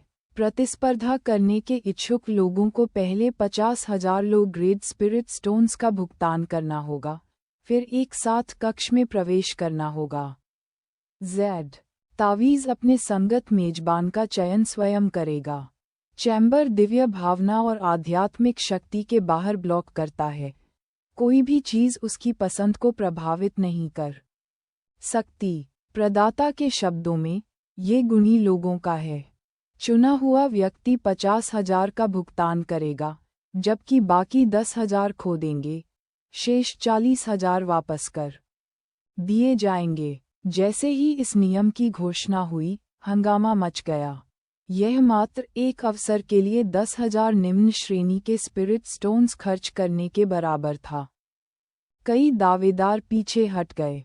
सभी को क्षमा करें, ज़ैद तावीज़ को चुनना होगा। ये प्रदाता की मांग है। हमारी 3 कंपनियां इसे खारिज नहीं कर सकती हैं। और जिस टुकड़े के बारे में संदेह है कि वह स्वर्ग और पृथ्वी का सर्वोच्च खजाना है, उसकी कीमत 50,000 से भी अधिक है। ये प्रदाता के लाभ की भी सुरक्षा करता है। तो जो इच्छुक हैं, कृपया पंजीकरण करें और मंच के पीछे भुगतान करें। घटनास्थल पर अफरा तफरी मच गई। एक कोने में सिर से पांव तक सफ़ेद टोपीदार वस्त्र पहने हुए 2 व्यक्ति चुपचाप निरीक्षण करते हुए बातचीत कर रहे थे। 520, क्या आपको लगता है कि ज़ैद तावीज़ को नीलामी में भेजने के लिए बॉस हमें डांटेंगे? तो क्या हुआ? जब तक ये काओ वुड के हाथों में है, कुछ स्पिरिट स्टोन्स अर्जित करना ठीक है। वे केवल परिणामों की परवाह करते हैं, तरीकों की नहीं। तुम बिल्कुल डरपोक हो। 521। लेकिन अगर कुछ गलत हो गया तो क्या होगा? हमने केवल एक साधारण यांग क्यूई पहचान सरनी जोड़ी है। यदि कोई अधिक शुद्ध और मजबूत व्यक्ति सामने आता है। असंभव, बिल्कुल असंभव। उनकी पारिवारिक खेती तकनीक यांग क्यूई को बढ़ावा देती है, साथ ही महिलाओं के बिना 10 साल तक कारावास में रहती है। मैंने उसे सटीक चयन मानदंडों के बारे में भी बताया। वह इसके लिए खुद को बचा रहा है। 10 साल तक अकेले रहने वाले व्यक्ति को कौन हरा सकता है? ठीक है, कुछ भी बदलने के लिए बहुत देर हो चुकी है। आशा करते हैं कि यह आसानी से हो जाएगा। मुझे लगता है कि काओ वुड की किस्मत आज रात बहुत खराब है। अपना मनहूस मुंह बंद करो। 521। चिल्लाते रहो और तुम्हें कोई स्पिरिट स्टोन नहीं मिलेगा। 521 ने अपनी गर्दन से कोड़ ली, विषय बदल दिया। 520, ये सफ़ेद वस्त्र अजीब लगते हैं।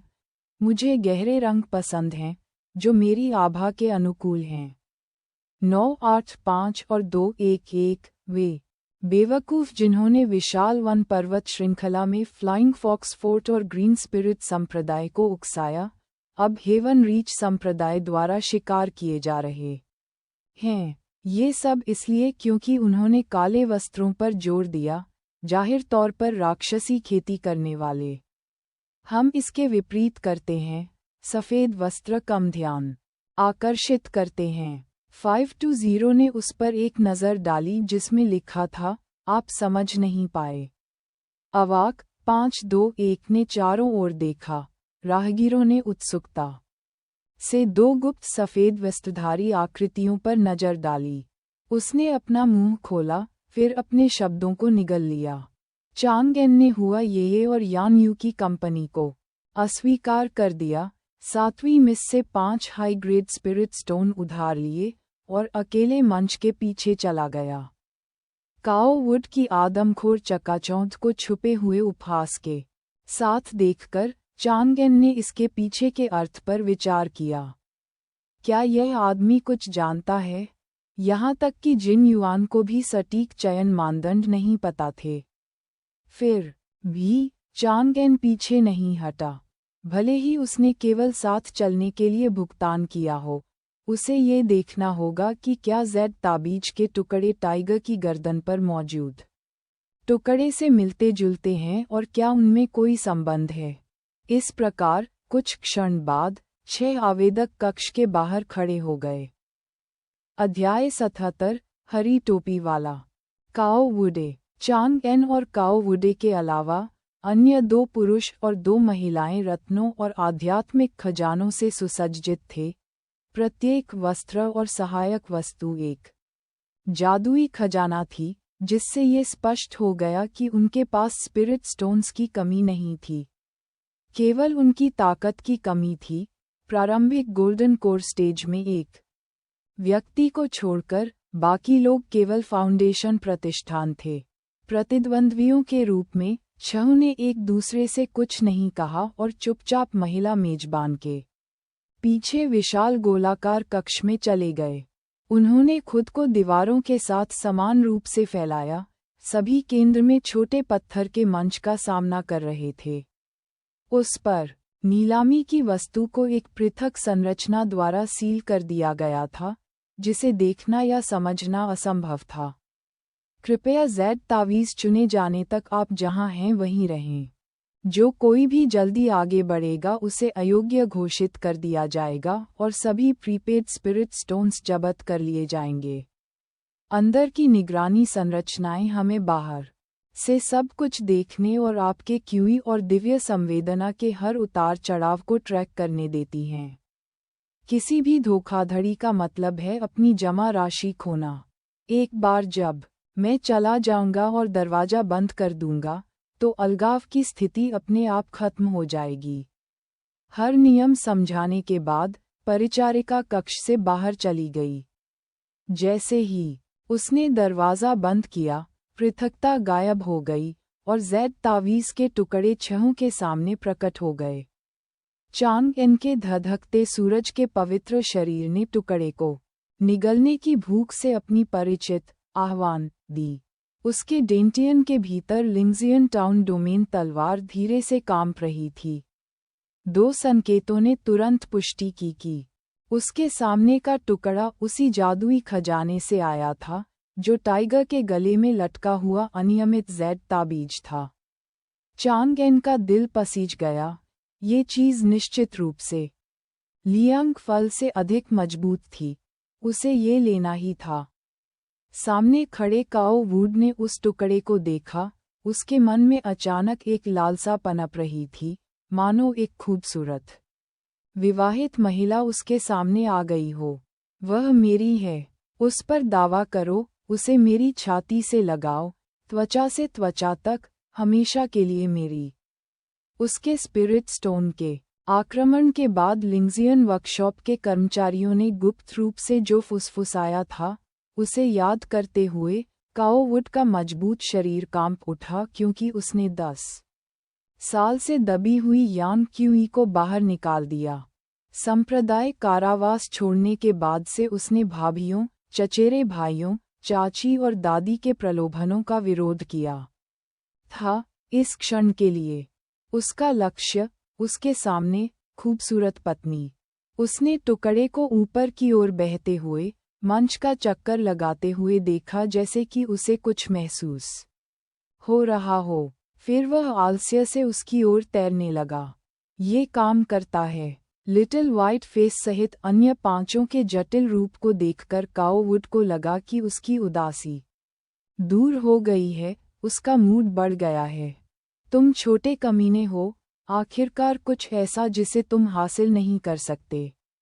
उत्साह ने किसी और के दाव साथी को चुराने के रोमांच को टक्कर दे दी, पूरी तरह से नशीला। जैसे जैसे जैड धीरे धीरे और सहमे हुए करीब आता गया, वह उसे छीनने और धीरे से सहलाने के लिए उत्सुक हो गया, लेकिन वह पीछे हट गया, कहीं ऐसा न हो कि वह नियम तोड़ दे। बिल्कुल एक महिला की तरह शर्मीली और सहमी, स्पष्ट रूप से उत्सुक फिर भी मुश्किल से खेलने वाली। अपने आप को मुझ पर क्यों नहीं फेंक देते? अंदर से घबराते हुए उसने टुकड़े को लगभग अपनी पहुंच के भीतर देखा और कमरे में एक और तीखी नज़र डाली। फिर भी लिटिल व्हाइट फेस बेफिक्र दिख रहा था, उसकी विशेषताओं में अचानक समझ झलक रही थी। जैसे ही वह आदमी सीधा हुआ, काओवुड का दिल धड़क गया। उसके होठों पर एक शानदार मुस्कान थी।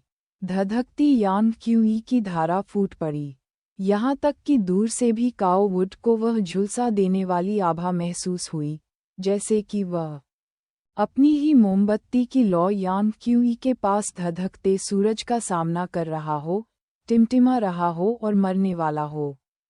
उसके सामने अद्वितीय विवाहित महिला हवा में कांपती हुई लग रही थी। फिर बिजली की तरह तेजी से वह घूमी और घर लौट रही निगल की तरह सीधे लिटिल व्हाइट फेस के आलिंगन में चली गई। उभरी हुई आंखों की एक जोड़ी के नीचे जैड आदमी के चेहरे पर दब गया और उत्सुकता से रगड़ने लगा। उसकी लगभग जीत चुकी खूबसूरत पत्नी ने अब खुद को भावुकता से किसी और आदमी की बाहों में फेंक दिया। उसकी शील, उसकी शर्म कहाँ थी?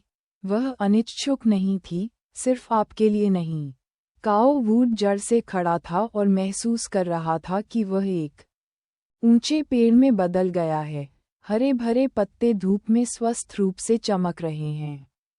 चांगेन ने टूटे हुए दिल को नजरअंदाज कर दिया, बाकी लोगों की ईर्ष्यालु उलझन पर ध्यान नहीं दिया, केवल ये सोचा, वह करीब था। जब से हुआ ये आया, उसका आकर्षण इतना जबरदस्त था कि वह किसी भी क्षण वहीं पर स्थिर हो सकता था। अपना चेहरा बचाने के लिए उन्होंने अर्ध ऋषि अवस्था बनाए रखते हुए बनिंग सन सेंट ट्रांसफॉर्मेशन आर्ट को चालू रखा। उसका यान क्यूई फेंग्यू टॉवर से रेंगते हुए स्वॉर्ड 13 के निराशाजनक स्तर पर गिर गया, पूरी तरह से निराशाजनक। सौभाग्य से उसने यान क्यूई को जगाने के काओवुड के रहस्य पर ध्यान दिया, कला को रद्द कर दिया और तेजी से अपनी शारीरिक शक्ति का उपयोग किया। एक आंशिक विस्फोट टुकड़े को खींचने और उसे सुरक्षित करने के लिए पर्याप्त था। फिर भी एक नया प्रश्न उठा। जब वह टाइगर से मिला तो उसका अपना यान क्यूई सभ्य था, निश्चित रूप से कुछ गिरोह नेताओं से ऊपर। टाइगर की गर्दन के आसपास के टुकड़े ने प्रतिक्रिया क्यों नहीं की? उसने तावीज़ को चुटकी से दबाया। ये गर्म और चिकना, दोषरहित और शांत महसूस हुआ, स्पष्ट रूप से यांग विशेषता का एक धार्मिक पथ का खजाना। जैसे ही उसने उसे छुआ, विशाल यान क्यूई ने उसके शरीर में बाढ़ ला दी, धधकते सूरज के पवित्र शरीर को स्फूर्तिदायक बना दिया। उसके सिर की ओर एक हल्की सी ठंडक दौड़ गई, संभवतः वादा की गई स्पष्टता और बुद्धि। लेकिन जैसे ही ठंडक उसके सिर के करीब पहुंची, वह विकर्षित हो गई। इसने कई कोनों से कोशिश की, कोई प्रवेश नहीं मिला और अंततः वापस तावीज़ में घुस गया। उसने भौहें चढ़ाते हुए सोचा, क्या सिग्मा मैन टाइटल का मानसिक प्रतिरोध काम कर रहा था? क्या ये लाभकारी मानसिक मंत्रों को भी रोकता है? तुम छोटे से दोगले, क्रोध की गर्जना ने उसके विचारों को छोटा कर दिया। उसने ऊपर देखा, काओ वुड तलवार से घायल बैल की तरह खड़ा था, उसका चेहरा मुड़ा हुआ था, उसकी आंखें उभरी हुई थीं। हे, चांगेन ने अत्यंत उपहास में अपने होंठ मोड़े।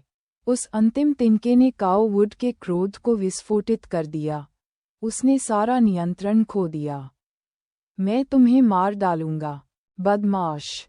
उसकी तलवार उंगली के एक झटके के साथ, उसकी जन्मजात उड़ने वाली तलवार उसके डेंटियन से बाहर निकल गई। ये गोल्डन कोर की प्रचंड शक्ति लेकर चांग एन की ओर चला गया। पब रेव द्वारा विज्ञापन। अध्याय 78। इसे दबाना और इसका शातिर तरीके से उपयोग करना। चांग एन की आंखें भयंकर रोशनी से चमक उठीं, और स्ले इम्मोर्टल टाउन डोमेन तलवार पहले से ही उसके हाथ में थी। वह पहले प्रतिद्वंद्वी के हथियार को झटका देने के लिए तैयार था, फिर उसे काटने के लिए, आगे बढ़ने के लिए तैयार था। लेकिन बिजली की एक चमक में, उसने काओ वुड की जन्मजात उड़न तलवार से धधकती सूर्य शक्ति को महसूस किया और तुरंत अपना विचार बदल दिया। Early golden core stage cultivator, विशेष रूप से स्टार एक्सटिंग्विशिंग स्वॉर्ड पवेलियन के एक पेशेवर तलवार कल्टीवेटर का उग्र हमला, पिछली बार थंडरक्लैप वैली के मुकाबले कहीं अधिक शक्तिशाली था। चांगेन की स्ले इम्मोर्टल टाउन डोमेन तलवार ने अचानक एंटेंगलमेंट आर्ट को सक्रिय कर दिया, जिससे यांग पावर के उतार चढ़ाव की परतें सामने आईं, जिन्होंने नेटल फ्लाइंग तलवार को कवर किया। अपनी दुर्जेय शारीरिक शक्ति पर भरोसा करते हुए, उन्होंने दुर्जेय हृदय भेदी प्रहार को बलपूर्वक दबा दिया, जिससे प्रतिद्वंद्वी की उड़ती तलवार की तीव्र गति धीमी हो गई। काओ वुड ने स्पष्ट रूप से यह उम्मीद नहीं की थी कि क्यूई रिफाइनिंग स्टेज कल्टीवेटर इस तलवार को रोक देगा। उसने सोचा, यह अच्छा नहीं है, और एक और हमला करने के लिए अपनी उड़ने वाली तलवार को वापस बुलाने ही वाला था कि उसने देखा कि छोटा सफ़ेद चेहरा अपना बायां हाथ बढ़ा रहा है, अपने अंगूठे, तर्जनी और मध्यमा उंगलियों से चुटकी काट रहा है। उनकी जन्मजात उड़न तलवार, जो कोर कंडेंसेशन के बाद से उनके पास थी और एक प्रेमी या साथी की तरह पोषित थी, प्रतिद्वंद्वी की उंगलियों से छू गई थी। अगले ही पल, काओ वुड को ऐसा महसूस हुआ जैसे बिजली गिर गई हो, उसका पूरा शरीर कांप रहा था। उड़ती तलवार के भीतर, अपने जीवन से विकसित, धधकती सूर्य शक्ति किसी अज्ञात कारण से उभरी, और एक पल में गायब हो गई, जैसे कि एक ब्लैक होल द्वारा निगल लिया गया हो। काओ वुड ने स्पष्ट रूप से उड़ती हुई तलवार को शोकपूर्ण विलाप करते हुए सुना। अन्य दाव साथियों द्वारा निकाली गई आवाज़ों की तरह, उसे दया नहीं आई और उसने निर्दयतापूर्वक इसका उपयोग किया। दरार। उसके दिमाग में एक हल्की सी कर्कश ध्वनि गूंज रही थी, जो उसके डेंटियन में गोल्डन कोर से आ रही थी। ताज़ा खून का कौर थूकते हुए, काओ वुड ने अब और संकोच करने की हिम्मत नहीं की। दर्द को सहते हुए, उसने अपने स्वर्ण कोर के भीतर आध्यात्मिक क्यूई को पूर्ण विस्फोट के लिए एकत्रित किया। तलवार फूटना। जन्मजात उड़न तलवार एक स्पष्ट झनकार के साथ गूंज उठी, जो पूरे गुप्त कक्ष में गूंज उठी। इसने अपने अंदर प्रवेश कर चुकी प्रचंड, भयंकर आध्यात्मिक क्यूई को, साथ ही साथ अपनी धधकती हुई सूर्य शक्ति को भी बाहर निकाला, अंततः उन 3 उंगलियों को हिला दिया जिन्होंने इसे हिंसक रूप से अपवित्र किया था, और कुटिलता से जवाबी हमला किया। काओ वुडे, एक बुद्धिमान व्यक्ति जो जानता था कि कब अनुकूलन करना है, उसने प्रतिद्वंद्वी की भयानक शक्ति को पहचाना। विस्फोट के क्षण में, उन्होंने अपने ऊपर कई रक्षात्मक जादुई खजाने और फॉर्मेशन प्लेटें बिछा लीं, जिससे ये सुनिश्चित हो गया कि एक लेटनेसेंट सोल स्टेज कल्टीवेटर भी खाली हाथ लौट आएगा। तभी उसकी नज़र जन्मजात उड़न तलवार पर पड़ी जो करीब उड़कर आई थी। इसकी तलवार का शरीर धुंधला हो गया था, इसकी आध्यात्मिक क्यूई गंभीर रूप से समाप्त हो गई थी और इसकी आभा उदासीन थी, क्योंकि यह विलाप कर रही थी और उसकी ओर बढ़ रही थी। एक महिला कृषक की तरह, जिसे अभी अभी यांगडिंग मंडप में हेहुआन संप्रदाय के पुरुष कृषकों द्वारा गंभीर रूप से काटा गया था। काओ वुड को अपनी दृष्टि धुंधली महसूस हुई। वह बदमाश न केवल छीन लिया, मैं स्वयं इसे इस प्रकार उपयोग करने में अनिच्छुक था, फिर भी उन्होंने इसे इस प्रकार बना दिया। ये सोचने के लिए कि मैं, बूढ़ा काओ, जिसने अपने जीवन में अनगिनत दाव साथियों को तोड़ा है, एक रात में 2 बार व्यभिचारी बनाया जाएगा। धिक्कार है। काओ वुड शर्म और गुस्से से भर गया। उसने महसूस किया कि उसका गोल्डन कोर उसकी जन्मजात फ्लाइंग तलवार को हुए नुकसान के कारण लगातार टूटने की आवाजें निकाल रहा है और उसकी चोटें फिर से खराब हो गई हैं। उसने दाएं बाएं कई मुंह खून थूका, फिर बेहोश होकर जमीन पर गिर पड़ा। तभी गुप्त कक्ष का दरवाजा देर से खुला। जिन युआन, कुछ हद तक पीला दिख रहा था, चमकता हुआ अंदर आया और चांग एन से पहले आ गया। मुझे पता था कि बॉडी रिफाइनिंग के दूसरे चरण में इतने मजबूत होने के लिए आप साधारण नहीं थे। चांग एन ने उसकी ओर देखा और पूछा, क्या तुम ठीक हो? जिन युआन ने अपना सिर हिलाया। जब काओ वुड ने अपनी चाल चली, तो मैंने अंदर जाने की कोशिश की, लेकिन उसके बटलर ने मुझे रोक दिया और एक झटका दिया। मैं ठीक हूँ। हे, अगर यहाँ इतने सारे लोग नहीं होते, तो मैं उसे तावीज़ों और जादुई खजाने से कुचल कर मार डालता। हालांकि, middle stage golden core cultivator Jin Yuan की पृष्ठभूमि स्पष्ट रूप से समृद्ध थी और वह उस late golden core stage Butler से डरते नहीं थे। अब क्या होगा? वह व्यक्ति अपने मालिक को इस मृत अवस्था में देखता है, वह अभी तक अंदर क्यों नहीं आ रहा है? उन्हें 7वीं मिस के अंगरक्षक ने रोका जो तेजी से आगे बढ़े। अब चिंतित होने की उसकी बारी है। जिन युआन ने बेहोश काओ वुड की ओर देखते हुए चिल्लाया। ये बच्चा वास्तव में अपने जीवन को महत्व देता है, सुरक्षा की कई परतें जमा करता है। टीएसके, लेकिन उसकी आभा इतनी कमजोर है कि उसका गोल्डन कोर शायद ढहने वाला है। कितना दयनीय है। हा, आध्यात्मिक क्यूई से भरपूर रक्षा की उन परतों को देखकर चांग एन को भी थोड़ा असहाय महसूस हुआ। उनकी slay immortal town domain sword की एवेजन पेनिट्रेशन दैवीय क्षमता जादुई खजाना स्तर की वस्तुओं में प्रवेश नहीं कर सकी। वे तीनों अकेले इन बचावों को नहीं तोड़ सकते थे, और यान यू का अंगरक्षक संभवतः उसकी खातिर मार्केट टाउन में एक अन्य गोल्डन कोर कल्टीवेटर के साथ मौत तक नहीं लड़ सकता था। इसे भूल जाओ, भाई चांग। यदि वह अंदर नहीं जा सका तो बटलर शायद काओ परिवार से अतिरिक्त सेना बुलाएगा और उसे मारने से बाद में बहुत परेशानी होगी। हम संभवतः इसके लिए संत महामहिम को यहाँ नहीं ला सकते हैं। क्या हम कर सकते हैं? मैं आगे बढ़ूंगा और उनसे थोड़ा सा आग्रह करूंगा। काओ वुड की गोल्डन कोर क्रैकिंग 10 या 8 साल तक ठीक नहीं होगी। मेरा मानना है कि तब तक तुम्हें पूरे काओ परिवार से डर भी नहीं लगेगा। चांग एन ने चुपचाप सिर हिलाया। उस पर पहले से ही बेली किंग हुई का एहसान बकाया था, तो वह उससे ऐसे मामले के लिए क्यों पूछेगा? उसकी सहमति देखकर जिन युआन बाहर चिल्लाया और गोल्डन कोर बटलर अंततः यान यू के अंगरक्षक की निगरानी में अंदर चला गया।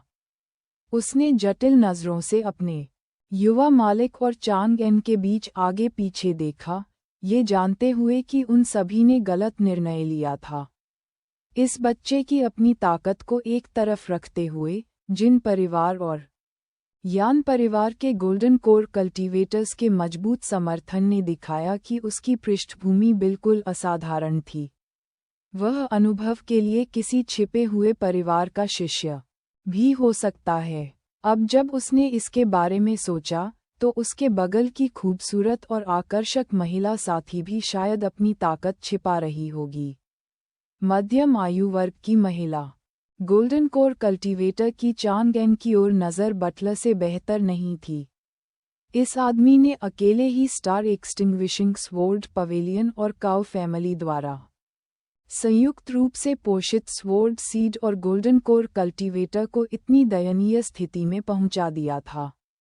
उसके स्वयं के कपड़ों पर गंदगी का एक कण भी नहीं था। पहले उसे 7वीं मिस के किसी के साथ दाव कंपेनियन साझा करने पर दया आती थी, लेकिन अब ऐसा लगता है कि ऐसा व्यक्ति बिल्कुल प्रोडिजी के खिताब का हकदार है। काओ वुड ने मार्केट टाउन के नियमों और जिनबाओ पवेलियन और 2 अन्य व्यवसायों की संयुक्त नीलामी का उल्लंघन किया, बेशर्मी से दूसरों पर हमला किया। आपका काओ परिवार इसे कैसे संभालने की योजना बना रहा है? जिन युआन अपनी पीठ के पीछे हाथ रखकर खड़ा था, उसका पेट बाहर निकला हुआ था और उसने बटलर की ओर उदासीनता से देखा। बटलर चुप था। 3 परिवारों की तो बात ही छोड़िए, केवल जिनबाओ मंडप ही ऐसा कोई व्यक्ति नहीं था जिसे काओ परिवार अपमानित करने का जोखिम उठा सके। अन्य 2, हालांकि जिनबाओ पवेलियन जितने शक्तिशाली नहीं थे, वे भी लिंग्युआन महाद्वीप के प्रसिद्ध शीर्ष व्यवसाय थे। यदि उन्होंने आज संतोषजनक उत्तर नहीं दिया, तो भविष्य में काओ परिवार के लिए कठिन समय होगा। विशेष रूप से उसके सामने ये फैटी, जो स्पष्ट रूप से जिन परिवार की प्रत्यक्ष वंशावली खेती तकनीक का उपयोग कर रहा था, ऐसे प्रत्यक्ष वंशज को भड़काना और भी कठिन था। बटलर ने हल्के से खांसते हुए कहा, 50,000 लो ग्रेड स्पिरिट स्टोन्स काओ वुडे द्वारा भुगतान मुआवजे के रूप में काम करेगा। मेरे पास लगभग 40,000 और हैं, जो मैं तुम्हें दे सकता हूँ। क्या आप एक भिखारी को विदा करने की कोशिश कर रहे हैं? जिन युआन का चेहरा काला पड़ गया, उसके 50,000 वैसे भी जब्त होने वाले थे, इसकी कोई गिनती नहीं है। एक कीमत 5 lakh low grade spirit stones. Butler का चेहरा पीला पड़ गया। ये राशि उसके अधिकार से कहीं अधिक थी। जैसे ही वह मोलभाव करने वाला था, उसने फैटी को फिर से बोलते हुए सुना। उसकी वर्तमान स्थिति में, यदि उसका जल्द ही इलाज नहीं किया गया, तो उसका गोल्डन कोर टूट जाएगा और वह पूरी तरह से समाप्त हो जाएगा। यदि आप आश्वस्त नहीं हैं, तो आप लोगों को बुलाना जारी रख सकते हैं। यदि इससे बड़े पैमाने पर लड़ाई शुरू होती है जो मार्केट टाउन को प्रभावित करती है, तो मुझे उम्मीद है कि काओ परिवार जिम्मेदारी उठा सकता है। कई गहरी सांसों के बाद बटलर ने अंततः मान लिया, ठीक है, मैं उसकी ओर से सहमत हूँ। काओ परिवार स्पिरिट स्टोन्स वितरित करने के लिए बाद में किसी को फुवान मार्केट टाउन में भेजेगा। जिन युआन की अभिव्यक्ति अंततः थोड़ी नर्म हो गई। उन्होंने सिर हिलाया, अपनी जन्मजात उड़न तलवार को संपार्श्विक के रूप में छोड़ दें। आप उस व्यक्ति को ले सकते हैं। अध्याय 79 छोटे सफ़ेद फूल की आंख लग जाती है। इस्तीफा देने वाले प्रबंधक ने और कुछ नहीं कहा। बैरियर के माध्यम से उसने काओ वुड पर कई कायाकल्प मंत्र डाले जब तक कि वह आदमी अंततः उत्तेजित नहीं हो गया।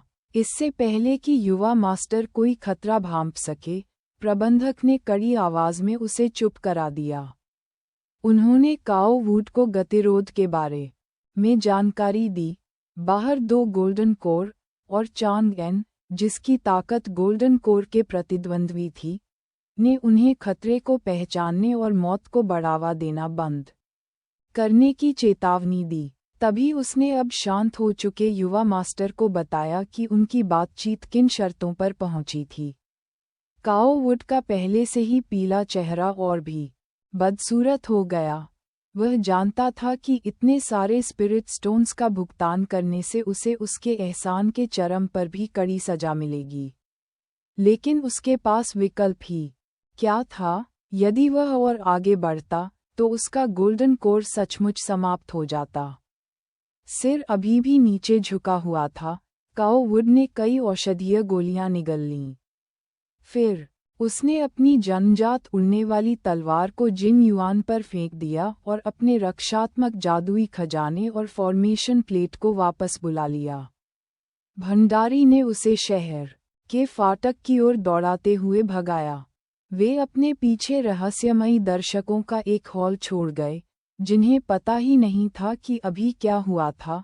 हर कोई एक दूसरे को घूर रहा था। उनमें से 2 राक्षस कृषक थे, 520 और 521। काओ वुड को आधा मरा हुआ क्यों देखा जा रहा है?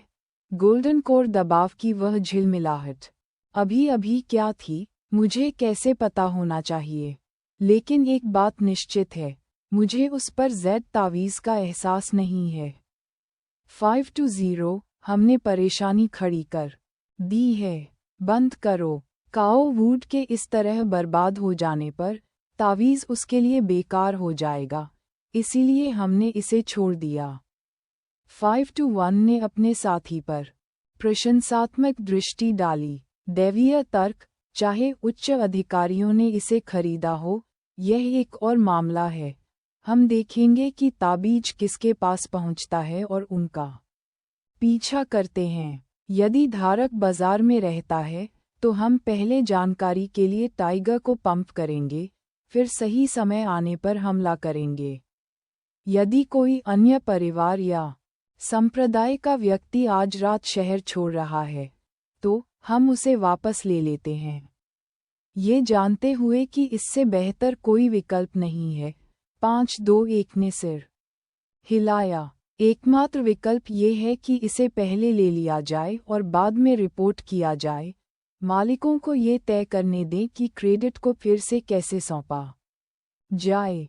चिंता करना बंद करो, ये सिर्फ एक छोटी सी हिचकी है। जो कोई भी उस ताबीज को लगाएगा वह उसे कभी भी उतारना नहीं चाहेगा। हमारा लक्ष्य भाग नहीं सकता। 520 ने अपने हमेशा चिंतित रहने वाले साथी की ओर देखा। जब उसने सलाह दी तो उसने बिल्कुल भी परवाह नहीं की। मैंने तुमसे कितनी बार कहा है, जीवन में मुख्य बात खुश रहना है। एक बार जब हम ताबीज सुलझा लेंगे, तो हम उन लोगों के साथ मछली पकड़ने में कुछ दिन बिताएंगे। उस पर 521 चमक उठे। सही है, मेरे हिसाब से उस बड़ी मछली को जल्द ही काट लेना चाहिए। चांगेन पहले मध्यम आयु वर्ग की महिला अंगरक्षक को प्राइवेट बॉक्स 315 में वापस ले गया और चिंतित यान जियाओकी को संक्षेप में आश्वस्त किया। हुआ ये अपनी ताकत को जानते हुए बिल्कुल भी नीचे नहीं गया था। वह यान यू के साथ बातचीत करते हुए बॉक्स में रुकी थी। थोड़ी देर बाद जिन युआन पहुंचे, उन्होंने अन्य 2 व्यापारिक घरानों के प्रमुखों से मुलाकात कर मामलों पर चर्चा की। भाई चांग, एक बार उनका मुआवजा आ जाए, तो हमारी 3 कंपनियों में से प्रत्येक 1 लाख रखेगी और शेष 200,000 आपको मुआवजे के रूप में दिए जाएंगे। चूंकि उन्होंने पहले ही इसका निपटारा कर लिया था, इसलिए चांगएन ने मना नहीं किया।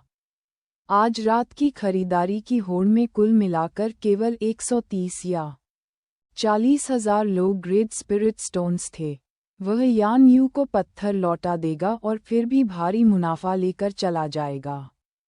सब कुछ समाप्त होने के बाद समूह ने विदा ली। चांगएन हुआ ये के साथ आंगन संख्या 37 में लौट आया। फेई फेई अभी भी वापस नहीं आई थी।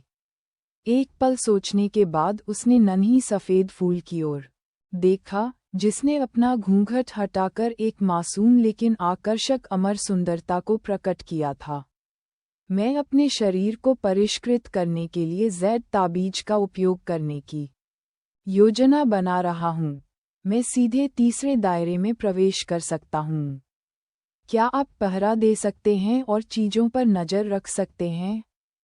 हुआ ये ने अपनी प्यारी आड़ू फूली आंखों को चमकाया। उसके मुंह के कोने पहले से ही मुस्कुराहट से लड़ रहे थे। यदि पति अपनी पत्नी को नहीं भगाता है तो वह स्वर्ग और पृथ्वी को धन्यवाद देगी। सुरक्षा में खड़े रहना एक पत्नी को ही करना चाहिए। चांग-एन फिर से उसके छोटे सिर को थपथपाने के लिए आगे बढ़ी, फिर मुस्कुराते हुए हुआ ये को कल्टीवेशन चैम्बर में ले गई। लिटिल वाइट फ्लावर ने एक फॉर्मेशन प्लेट का निर्माण किया। यह आध्यात्मिक उतार चढ़ाव को छुपाता है। मैं कई परतें स्थापित करूंगा ताकि हम बाहर से परेशान न हों। चांग-एन ने अपना सिर हिलाया। कुछ भी छिपाने की जरूरत नहीं है, बस बगल से देखो। हम यहाँ खेती नहीं कर रहे हैं। इसके साथ ही उसने अपनी गर्दन से चाबी निकाली और उसे दीवार की ओर फेंक दिया। फिर आश्चर्यचकित हुआ ये के साथ सीधे आगे बढ़ गया। ये जोड़ा एक लहर से गुजरा और पोर्टेबल ग्रोटो स्वर्ग में कदम रखा हुआ ये ने चारों ओर देखते हुए आश्चर्यचकित होकर कहा, पति ने वास्तव में बहुत सारी अच्छी चीजें प्राप्त की हैं। इस श्रेणी का एक पोर्टेबल ग्रोटो स्वर्ग दुर्लभ है। कोई आश्चर्य नहीं कि मैं आपको पिछली बार नहीं ढूंढ सका। वे सीधे कल्टीवेशन चैम्बर की ओर चल दिए। चांग-एन ने 2007 लेबर रोबोटों को एक कोने में भेजा, फिर क्रॉस लेग करके बैठ गए। हुआ ये उसके सामने बैठ गई। उसकी अभिव्यक्ति गंभीर हो गई। चांग-एन ने ज़ेड ताबीज के टुकड़े निकाले, उन्हें अपनी मुट्ठी में बंद कर लिया और पूरी ताकत से बर्निंग सनसेंट ट्रांसफॉर्मेशन आर्ट को प्रसारित करना शुरू कर दिया। खतरे को भांपते हुए ज़ेड ताबीज के टुकड़े कांपने लगे, उसकी हथेली से बचने की कोशिश करने लगे, लेकिन तकनीक ने उन्हें मजबूती से पकड़ लिया। सुप्रीम यान क्यूई की एक धार, लियांग फल की तुलना में कहीं अधिक विशाल, उसके शरीर में डाली गई। तुरंत तकनीक ऊर्जा में परिष्कृत हुई जो उसकी मांसपेशियों की परत में डूब गई। सुनहरी रोशनी से चमकते मांसपेशियों के तंतुओं ने लालच से ऊर्जा को अवशोषित कर लिया, बार बार सिकुड़ते और छोड़ते हुए। जैसे ही वे संयमित हुए, कांपने लगे। चांग-एन का मांसपेशी पुनर्जनन क्षेत्र तेजी से अपने पिछले अंतिम चरण से आगे निकल गया, पूर्णता तक पहुंच गया और बिना रुके जारी रहा। समय बीतता गया और आखिरकार उसने एक अमूर्त बेड़ी दूसरे दायरे की अड़चन को छू लिया। ताबीज के अंदर यान क्यूई ने कमजोर होने का कोई संकेत नहीं दिखाया, इसलिए चांग-एन ने अपना दिमाग लगाया और एक चौतरफा आरोप लगाया। अधिक से अधिक यान क्यूई को परिष्कृत किया गया और उसकी मांसपेशियों में दबाव डाला गया। वह उछल रही थी, दहाड़ रही थी, गरज रही थी। उसकी मांसपेशियां उभरने लगीं, लचीली, चमकदार त्वचा इतनी खींच गई कि वह कांपने लगी। रक्तवाहिकाएं स्पष्ट रूप से दिखाई देने लगीं। सुनहरी रोशनी, लगभग ठोस, उठी और उसकी त्वचा पर घूम गई। चिलचिलाती गर्मी बेतहाशा फैल गई, जिससे पूरा कक्ष भट्टी में तब्दील हो गया। चांग-एन ऐसा लग रहा था मानो सुनहरी लौ में लिपटा हुआ हो, फिर भी उसने कुछ भी नोटिस नहीं किया। उसके विपरीत हुआ ये ने अपनी ठुड्डी को अपने हाथों से टिकाया, अपने पति के तराशे हुए, बेहद सुंदर चेहरे को घूरते हुए। उसने इसका बार बार अध्ययन किया, कभी थकती नहीं दिखी। धीरे धीरे वे आड़ू फूली आंखें स्नेह से धुंधली हो गईं, मानो कुछ याद कर रही हूँ। छोटे सफ़ेद फूल के होंठ एक गुप्त मुस्कान में मुड़े हुए थे। खेती से प्रभावित होकर चांग-एन अपनी उपस्थिति भूल गई थी, केवल उस अदृश्य बाधा को बार बार तोड़ने के लिए ऊर्जा चला रही थी। तावीज़ के भीतर विशाल सर्वोच्च यान क्यूई के तहत लहर पर उग्र लहर ने अंततः तीसरे क्षेत्र की बेड़ी को ढीला कर दिया। मौके को भांपते हुए चांग-एन ने अपनी तकनीक ऊर्जा एकत्र की और एक विस्फोट में ऊपर की ओर बढ़ गया। जैसे ही हथकड़ी पूरी तरह ढह गई, उसके दिमाग में एक तीखी दरार गूंज उठी। अंदर से उसने प्रत्येक मांसपेशी को फीकी सुनहरी रोशनी से चमकते हुए असीमित जीवन शक्ति से भरपूर देखा। तकनीक की बची हुई ऊर्जा अब उसकी कंडराओं की ओर दौड़ पड़ी, एक पल में उन्हें पोषण देने के लिए रिसने लगी और दूसरे पल उन्हें सख्त करने के लिए हथौड़े मारने लगी। तीसरा क्षेत्र मांसपेशियों को परिष्कृत करने का क्षेत्र। उस सटीक क्षण में चांगएन की आंखों के सामने एक सिस्टम प्रॉम्प्ट दिखाई दिया। सुरक्षा और सद्भाव सुनिश्चित करने के लिए मेज़बान को नए स्थानों को अनलॉक करने के लिए अपनी व्यक्तिगत रेटिंग बढ़ानी होगी। मेजबान की वर्तमान रेटिंग डीप पॉकेट्स तक बढ़ गई है। स्थान 4। वह अवाक था, तो रेटिंग उसकी बॉडी रिफाइनिंग प्रगति पर आधारित थी। फिर भी वह नहीं रुका। वह तब तक ध्यान में बैठा रहा जब तक कि तावीज़ में यांग क्यूई की आखिरी छड़ी समाप्त नहीं हो गई और टुकड़ा धूल में गिर गया। तभी उन्होंने धीरे से अपना सत्र समाप्त किया। अब तक उसे खुद को बचाने की ताकत महसूस हो रही थी।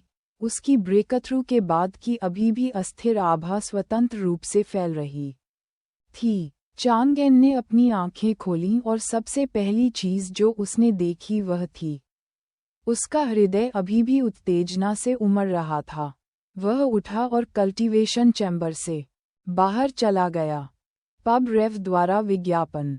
अध्याय 80। टीममेट बाइंडिंग उपहार पैक।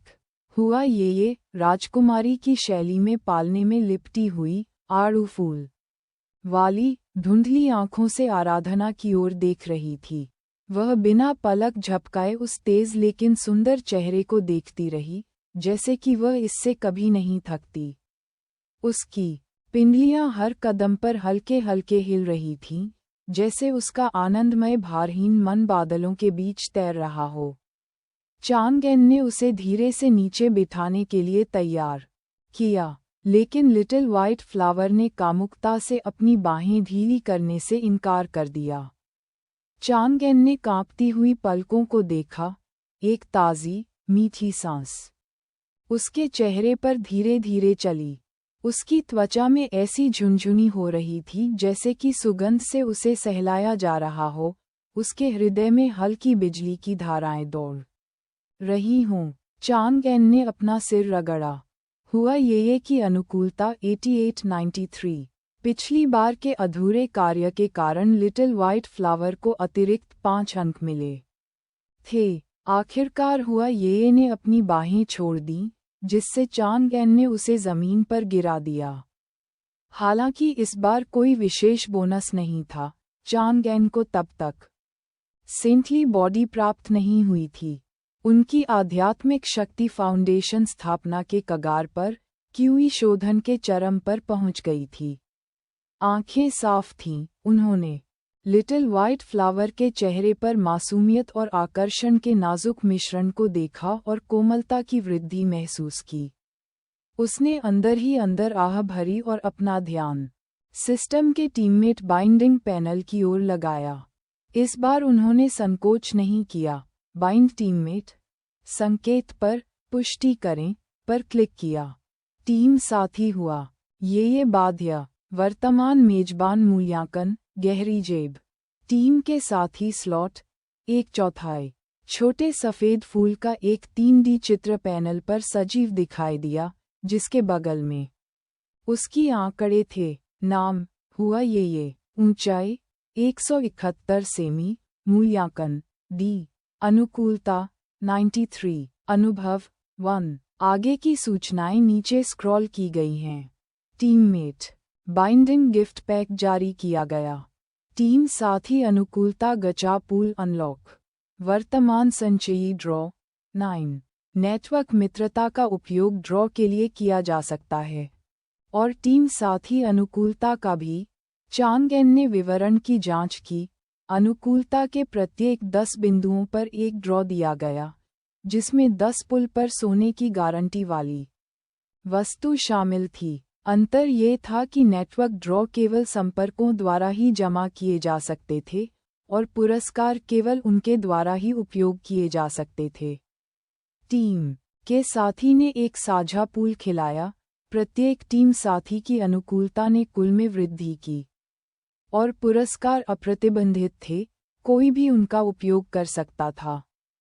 चांग एन ने एक सांस खींची, उसकी निगाहें चमचमाते सोने के उपहार बॉक्स पर टिक गईं जो चरित्र चित्र के नीचे दिखाई दिया था।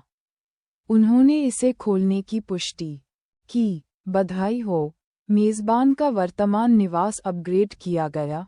188 वर्ग मीटर के 3 कमरों वाला 528 वर्ग मीटर का लग्जरी फ्लैट। बधाई, होस्ट को आइटम अपग्रेड कार्ड प्राप्त हुए ×3। बधाई हो, मेज़बान ने एक सेल्फ बफ इन्हेंसमेंट प्रदान किया। बधाई हुआ, ये को Ferrari F80 supercar ×1, haute couture evening gown ×1, 288 वर्ग मीटर फ्लैट ×1 प्राप्त हुआ। बधाई हो, हुआ, ये ने एक सेल्फ बफ संवर्धन प्रदान किया। होस्ट बफ साझा करता है। इससे पहले कि चांग एन आगे की जांच कर सके, परिचित डेटा की मरम्मत शुरू हो गई। पुरस्कार जारी करना। डेटा मरम्मत पूर्ण। आत्मा में तरोताजा होकर वह ये देखने के लिए तैयार हुआ कि भाई किस प्रणाली को बदल सकता है। बधाई हो, मेज़बान की अमर गुफा को उन्नत किया गया गुप्त क्षेत्र धन्य भूमि में पोर्टेबल गुफा। चूंकि होस्ट वर्तमान में अंदर है, अपग्रेड स्थगित कर दिया गया है। बधाई, होस्ट को आइटम अपग्रेड कार्ड प्राप्त हुए ×3। बधाई हो, मेज़बान ने स्वर्ग और पृथ्वी की गड़गड़ाहट के नियम को समझा। बधाई हो, हुआ, ये को अपना जीवन आधारित सहज आत्मा खजाना पीच शेडो बरीइंग फ्लावर सैश ×1 जन्मजात जादुई खजाना नीला धुंध भ्रामक वसंत स्कट ×1 और मेजबान की पोर्टेबल धन्य भूमि तक पहुंच प्राप्त हुई। बधाई हो, हुआ, ये ने लकड़ी के स्वर्ग और पृथ्वी के नियम को समझा। होस्ट समझ साझा करता है। गैर भौतिक टीम के साथी पुरस्कार मेजबान द्वारा डायरेक्ट इन्फ्यूजन के माध्यम से दिए जाने चाहिए। स्वर्ग और पृथ्वी के नियम। जैसे ही अधिसूचना सामने आए, चांगेन स्तब्ध रह गया। इससे पहले कि वह इसे संसाधित कर पाता, उसके दिमाग में एक शांत स्पष्टता छा गई। 2 गहन अनुभूतियां सामने आईं। ऐसा महसूस हुआ जैसे अंतहीन ध्यान और संयम से बनी अंतर्दृष्टियां। एक झटके में उन्होंने अपने थंडर स्पिरिट रूट से जुड़े थंडर के स्वर्ग और पृथ्वी नियम और हुआ ये के वुड स्पिरिट रूट से जुड़े लकड़ी के कानून में महारत हासिल कर ली। बेवजह उसने महसूस किया कि वह पृथ्वी पर बिजली और लकड़ी के सभी रहस्यों को समझ गया है। हर बोल्ट और पौधे को अपनी इच्छानुसार आदेश देने में सक्षम है। केवल एक क्षण के बाद ही वह सर्वशक्तिमान अनुभूति फीकी पड़ गई और चांगेन में स्पष्टता वापस आ गई। उसका हृदय प्रसन्नता और विस्मय से भर गया। वे स्वर्ग और पृथ्वी के कानून थे।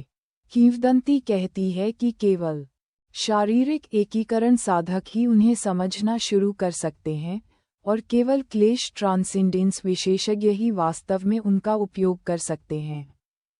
फिर भी फाउंडेशन स्थापना के कगार पर उसने पहले ही 2 को समझ लिया था। स्पष्ट रूप से प्रत्येक नया साथी संभवतः एक और कानून लाएगा। अपनी उत्तेजना को दबाते हुए उन्होंने चुपचाप विचार किया और उनके तात्कालिक लाभों का समाधान निकाला। अपने वर्तमान दायरे में वह स्वाभाविक रूप से अपनी असली ताकत का इस्तेमाल नहीं कर सका, लेकिन उनकी उंगलियों से फिसलने वाले टुकड़े भी पहले से ही अपार लाभ थे।